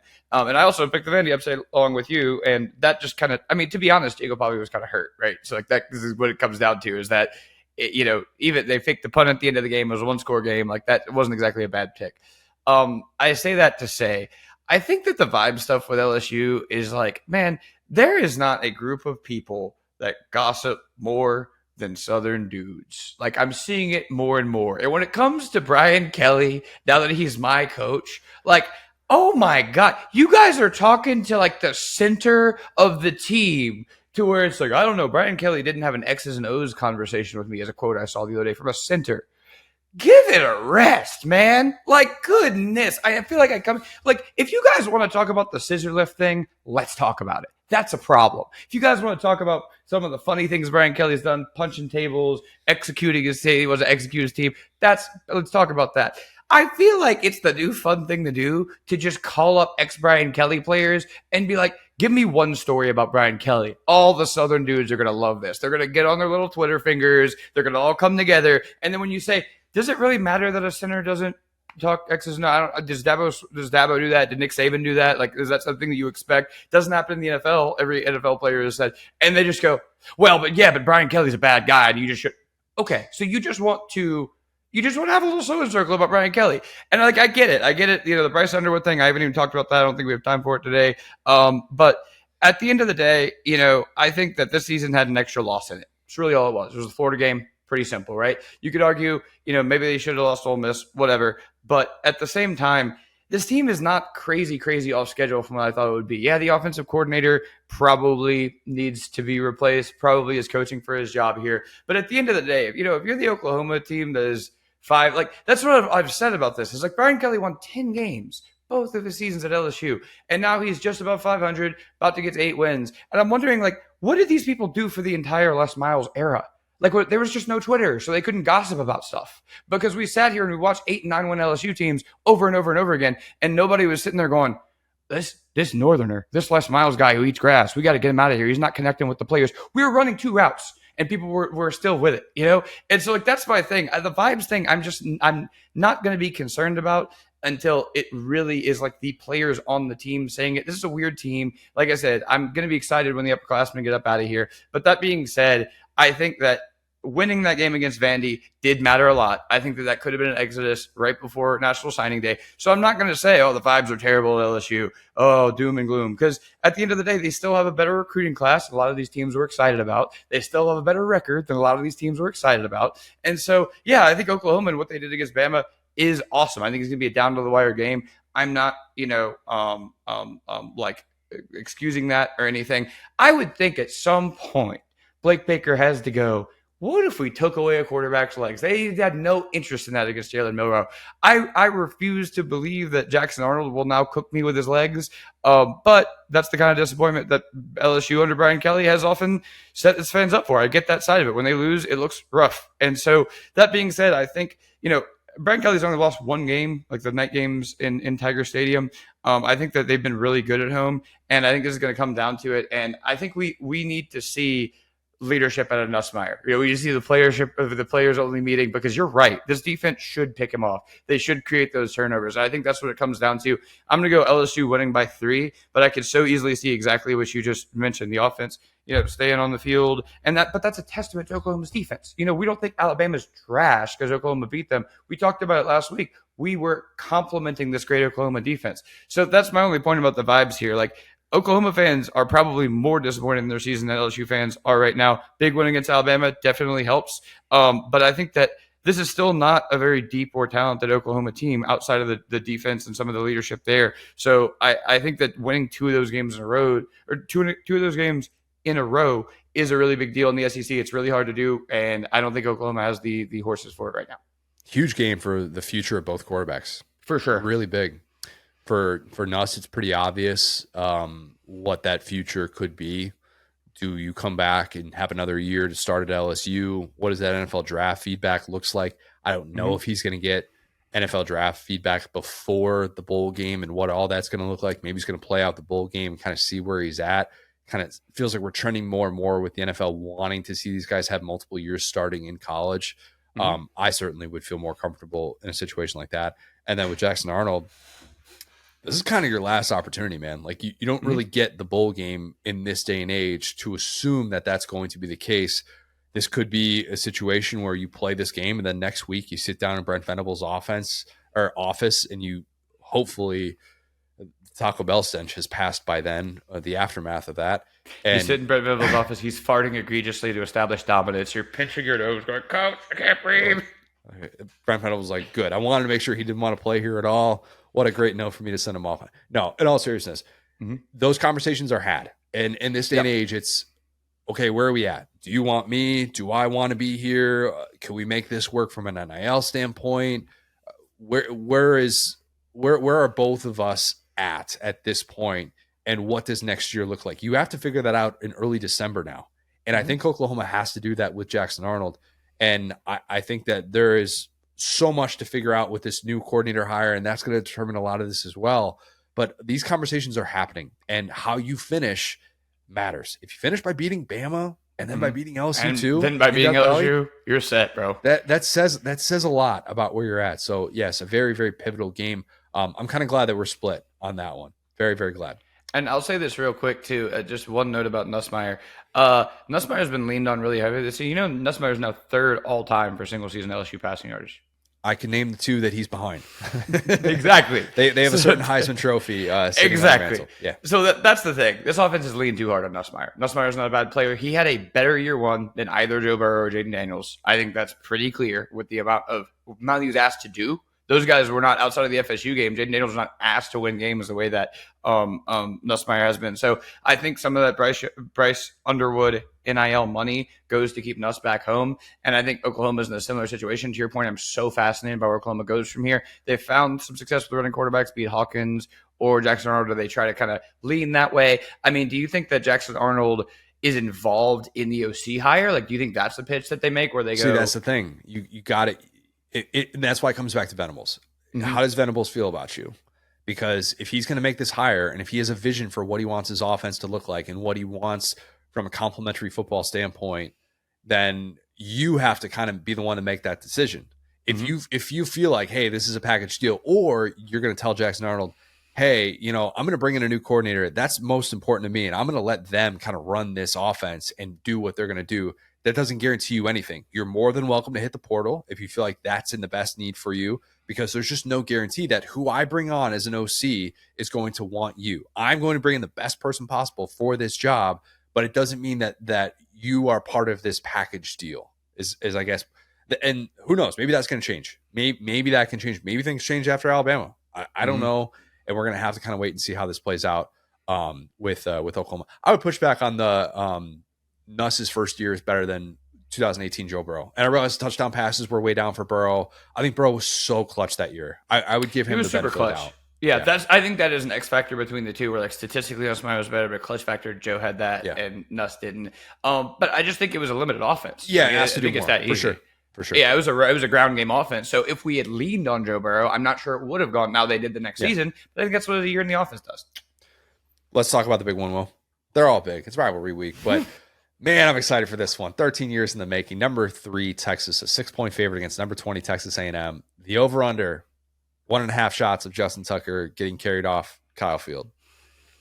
You know where I'm talking about here. The last time these teams played, in case you forgot, walk-off 40-yarder, win it for Texas, and a game that I said Texas.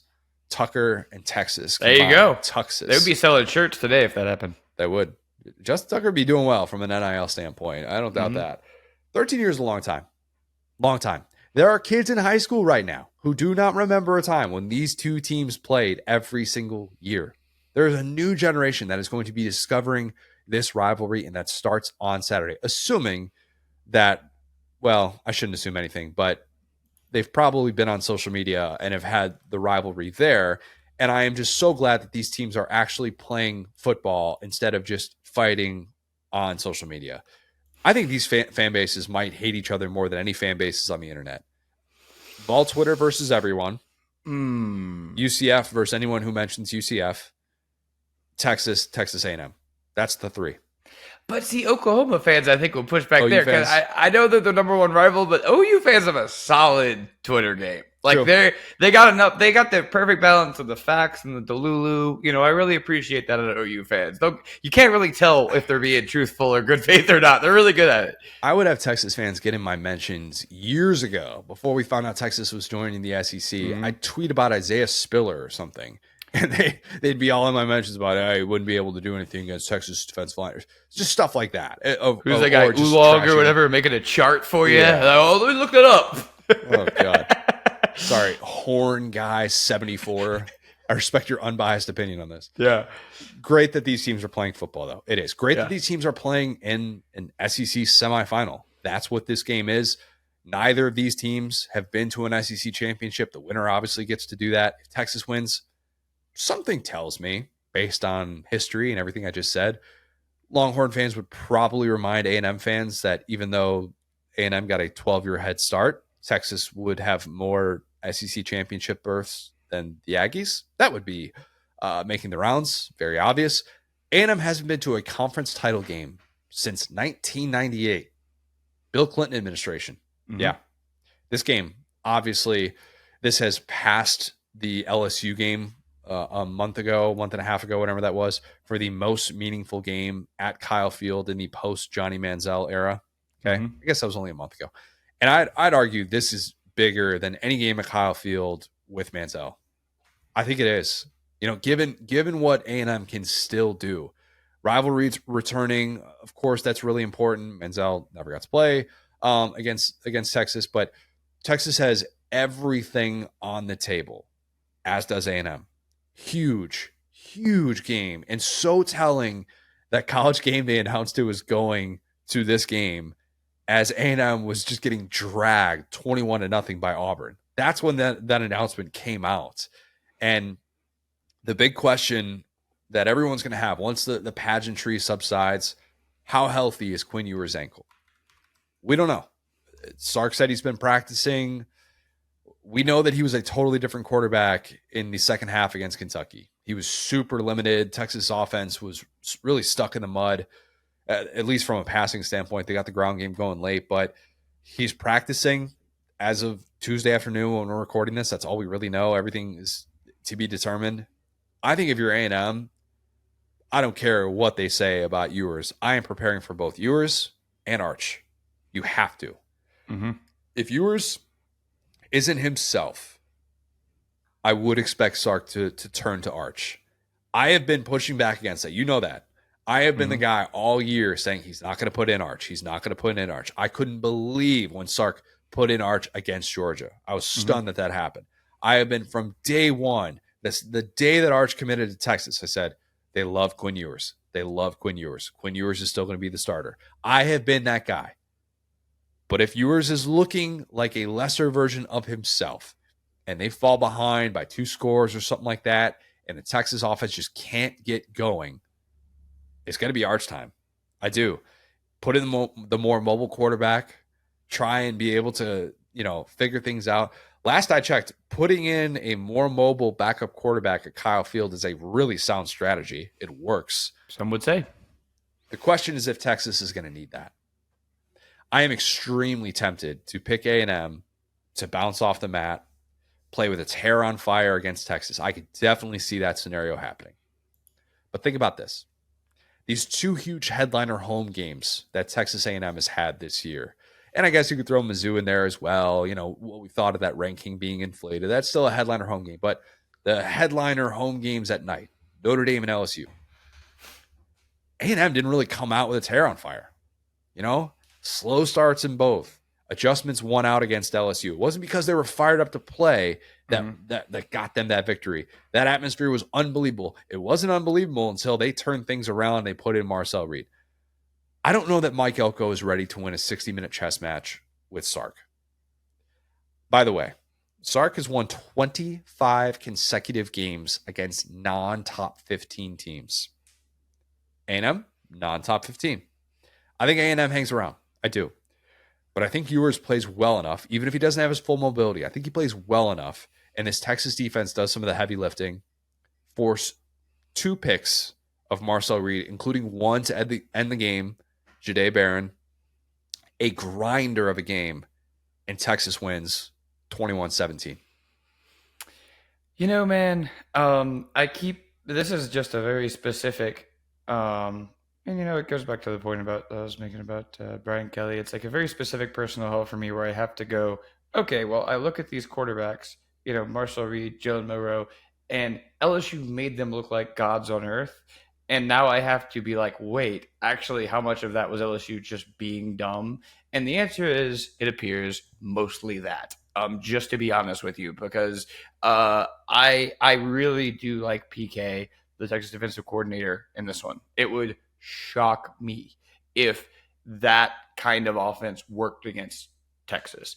Yeah, it could be kind of successful against Auburn. And I mean, like, it was successful against Auburn. It was successful against LSU in the second half. But given what we've seen from Texas, against these mobile quarterbacks, the way they force turnovers, the way they push the line of scrimmage, I mean, the edges of that defense are just like wildfire. And to get outside the way that they did against LSU in that second half would look so foreign to me against this Texas defense that, again, we've talked about. The offense has been kind of, it's been up and down, but mainly because of injuries, because of guys not being fully healthy, because of, guys not panning out the way we expected.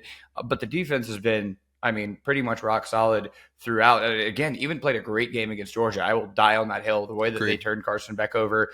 And so I always like to think, what does this game look like if it goes this team's way, or what does it look like if it goes this team's way?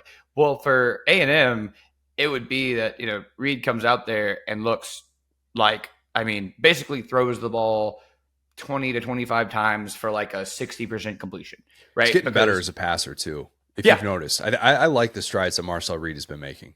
Yeah, and he's improving. He beat LSU with 2 pass attempts. You know what I'm saying? Like, it wasn't necessary in that game, and he's had to build it from there. And point being, I don't think you're going to beat this Texas defense on your legs. I really don't. I've seen, we saw Oklahoma kind of try. We've seen a couple teams kind of try. But I think they are specifically built to stop that type of quarterback. They're so disciplined. They are they have gap control. They quote unquote gamble in that they jump routes and create turnovers, but I think they do it all within the flow of the defense. And so that being said, the A&M defense, I think Quinn Ewers is getting to where he's a little bit of a sitting duck. We've talked about that, and it's funny because I think it was actually the Oklahoma game. I was like, don't be surprised, if Ewers kind of struggles and Arch goes in. It's funny because you're right, that ended up happening, but it was against Georgia when they were, when he was really struggling.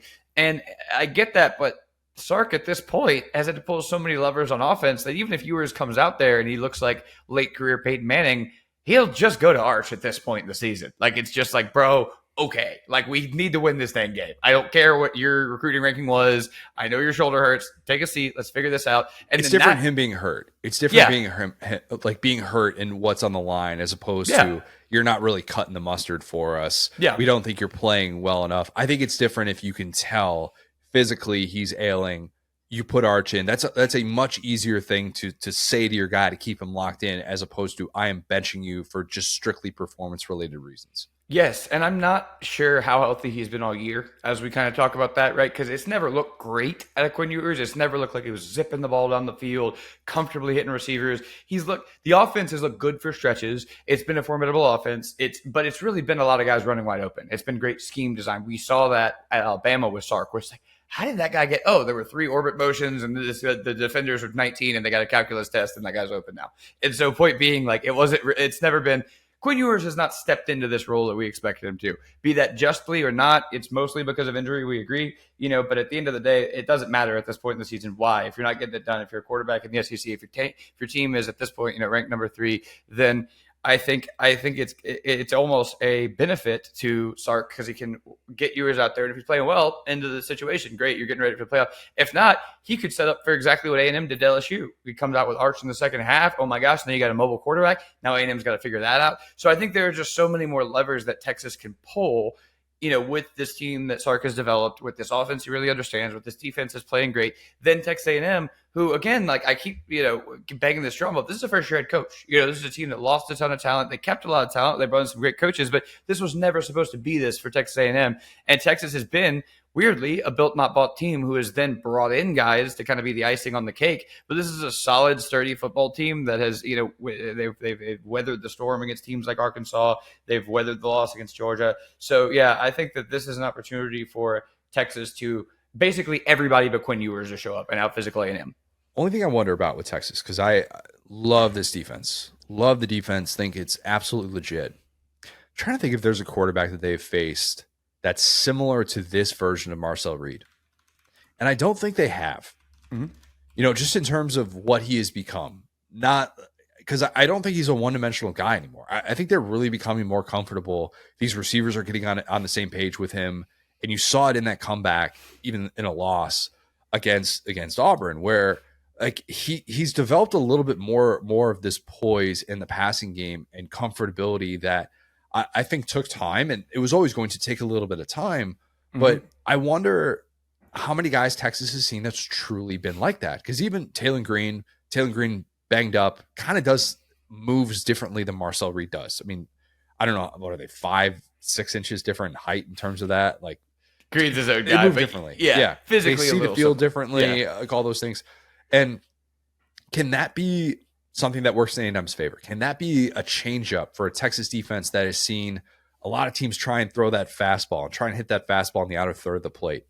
And instead, you've got this Texas team that can defend that. They have the ability to defend that, but can they defend everything that Reed does when he's right? Will they force him into some of these tougher spots where he's making some of those predetermined decisions and he's maybe like, all right, you just can't make that throw in that spot. Oh, God, you can't assume that you're going to beat Anthony Hill Jr. to the edge. That guy is going to be able to track you down. That's a loss of 4. You got to be able to get rid of the football. Those are the things I wonder about with this matchup that I think makes it really intriguing. But I just trust Texas. And I know that A&M fans don't want to hear that. The spin zone for any sort of 8-4 jokes that are going to be made at A&M's defense if they lose this game. You're playing in an SEC semifinal. Do not soak that in. Appreciate that, because there are so many teams in this sport that wish that they could have essentially a 2-game playoff. Your playoff starts now if you're A&M. There are so many people that wish that they had that. And yes, A&M has the 3rd loss. That's brutal. That sucks. They wish they were going into this with just the 2 losses and knowing, hey, like, we could end up being a team that gets into the SEC championship, playing for that first round bye, and who knows what can happen after that. But you have a chance. Do you take advantage of it? It's possible. But I just like this Texas team, even amidst the flaws that they have shown us. Yeah, I think, the two guys you look at, and it's funny because there's about a foot of height difference between them, is Diego Pavia and Taylor Green. And I think that, with Diego Pavia, we talked about, they started the game best hot. comp. That's the best comp. Yeah. You're right. That Texas has seen. Yeah. Yeah. And I mean, everything was going right for Diego Pavia. They had that great start to the game. But in the end, they were able to pick him off twice. And I think that, Diego Pavia is a better passer than Marcel Reed. You know what I'm saying? Like, he has been for most of the year. I'll take Reed in that discussion. I think Pavia is better. Yeah. I think Pavia is better with his legs. I'll take Reed in that discussion. Yeah. I would actually flip that. I think that Diego Pavia is a better passer and Reed is a better, more physical. He's just a bigger, more physical, athletic guy. I would rather have, now granted, as far as the decisiveness as a runner, which you really need to run a little bit of that triple option that Vandy does. But yeah, I think that, as close as you can to have a true dual threat quarterback, there has for sure been one in the SEC. Put some respect on Diego Pavia. He's getting hurt now. Not the version against LSU was not, that was the hottest, highest riding, best Diego Pavia, and they picked him off twice at the end of the game. So yeah, I think if they can figure that out, it's for the same reasons. They created pressure, they had created bad decisions. So yeah, I got Texas winning this one and kind of shutting the door late, say like 10 points to 2 scores. Can't wait for it. I said earlier, I don't want to say every single week this is my favorite game of the year. I think this might end up being my favorite game of the year. It'll replace the buildup that we had for Tennessee Oklahoma, and this is my favorite game of the year. I am so looking forward to this. I'm just praying that I'm not going to be on fumes at the end of rivalry week. A lot of football on Friday and Saturday as well. Friday is a super underrated day for football, but this should be great on Saturday night. It should be an absolutely awesome atmosphere at Kyle Field. It should be incredible. All right, let's close with some light of the week, Will. Let's do it. Want me to start? Yeah. All right. I'm going with Cal quarterback Fernando Mendoza. Okay. If you saw the clip after Cal beat Stanford to get to a bowl game, you kind of know where I'm going with this. Cal pulls off this comeback down 21-10 in the fourth quarter. He marches them 98 yards to win it with this drive with less than 3 minutes left. They rush the field. He's just totally overcome with emotion on ACC Network, of course, but where all Cal games are these days. he's just in tears in this post-game interview, and he says, I love my boys. It's amazing. I'm so proud of everyone on this team. We're 6-6. We're bowl bound, and we retain the axe. Go Bears forever. Let's go. College football, man. How can you not love this sport? How can you not love? There are so many different moments over the course of the year that we forget about, as we look back on a season or something like that. But just that can happen on a given Saturday with two teams that, they're not playing in the college football playoff. All right. No, nobody's going to probably be talking about that game a year from now. We're not going to. But that he said it. He's like, that was like the best moment of my life to win that game. It was, and this is somebody who, if you know kind of the story, wasn't even a top 250 recruit in the state of Florida. Wasn't a top 2,000 recruit in the country. A 2-star recruit from Miami goes all the way to Berkeley. All right, you know how far that is? That's 6.5 hours to fly from Miami to Berkeley. It's like an hour less from Orlando to Dublin. All right. Think about that. Yeah. That's crazy. And not to make this all about the SEC, because Fernando probably, based on how he responded after this, he might already have a Cal tattoo across his chest, and it wouldn't surprise me. That dude is Cal through and through. All right. So I'm not saying I anticipate this or I've heard anything about this or anything like that. But he did beat Auburn earlier in the year. Nearly beat Miami. Probably should have beat Miami if Cam Ward wasn't a superhero. Hugh Freeze, maybe see what's up. Hey, want to come a little bit closer to home? Not have to fly 6.5 hours back to Miami? There you go. Just get the quarterback that beat you, Hugh Freeze, and then he can't beat you again and again. Just that's the smart way to go about this. But awesome moment. Just a reminder of why we love this sport and why it's the best. It will be tracking flights from Berkeley to the Shuttlesworth Airport in Birmingham, Alabama. Hugh Freeze will not go to Berkeley for that recruiting trip, by the way. That's his least favorite place. No. They will be, exactly. They'll be flying him to Shuttlesworth. He's like, I will pay. We'll get a private jet for you to come down to the plains. I just do not make me go up to Berkeley.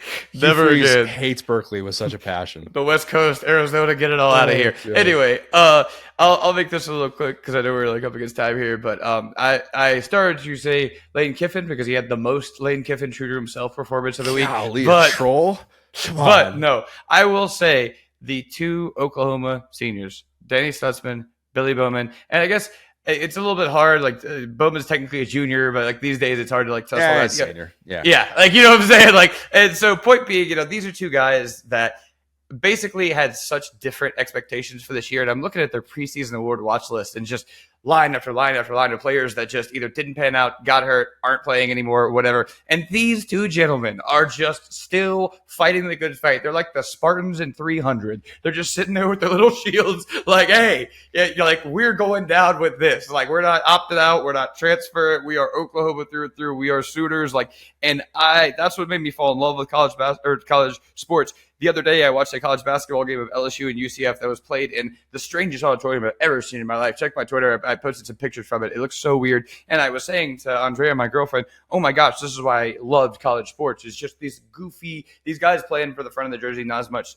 as the name of the back. And I think we see over and over again, in the NIL era, guys check out, guys not caring. And I think that really does matter. Stutzman and Bowman are going to be remembered forever as Oklahoma legends. And maybe it's not, statue territory, but it's easy to be laughing and smiling with your teammates when you're 11-1, when you're on the way to the playoff, or you play for Bob Stoops, you got a Heisman quarterback, and oh my gosh, we love Oklahoma.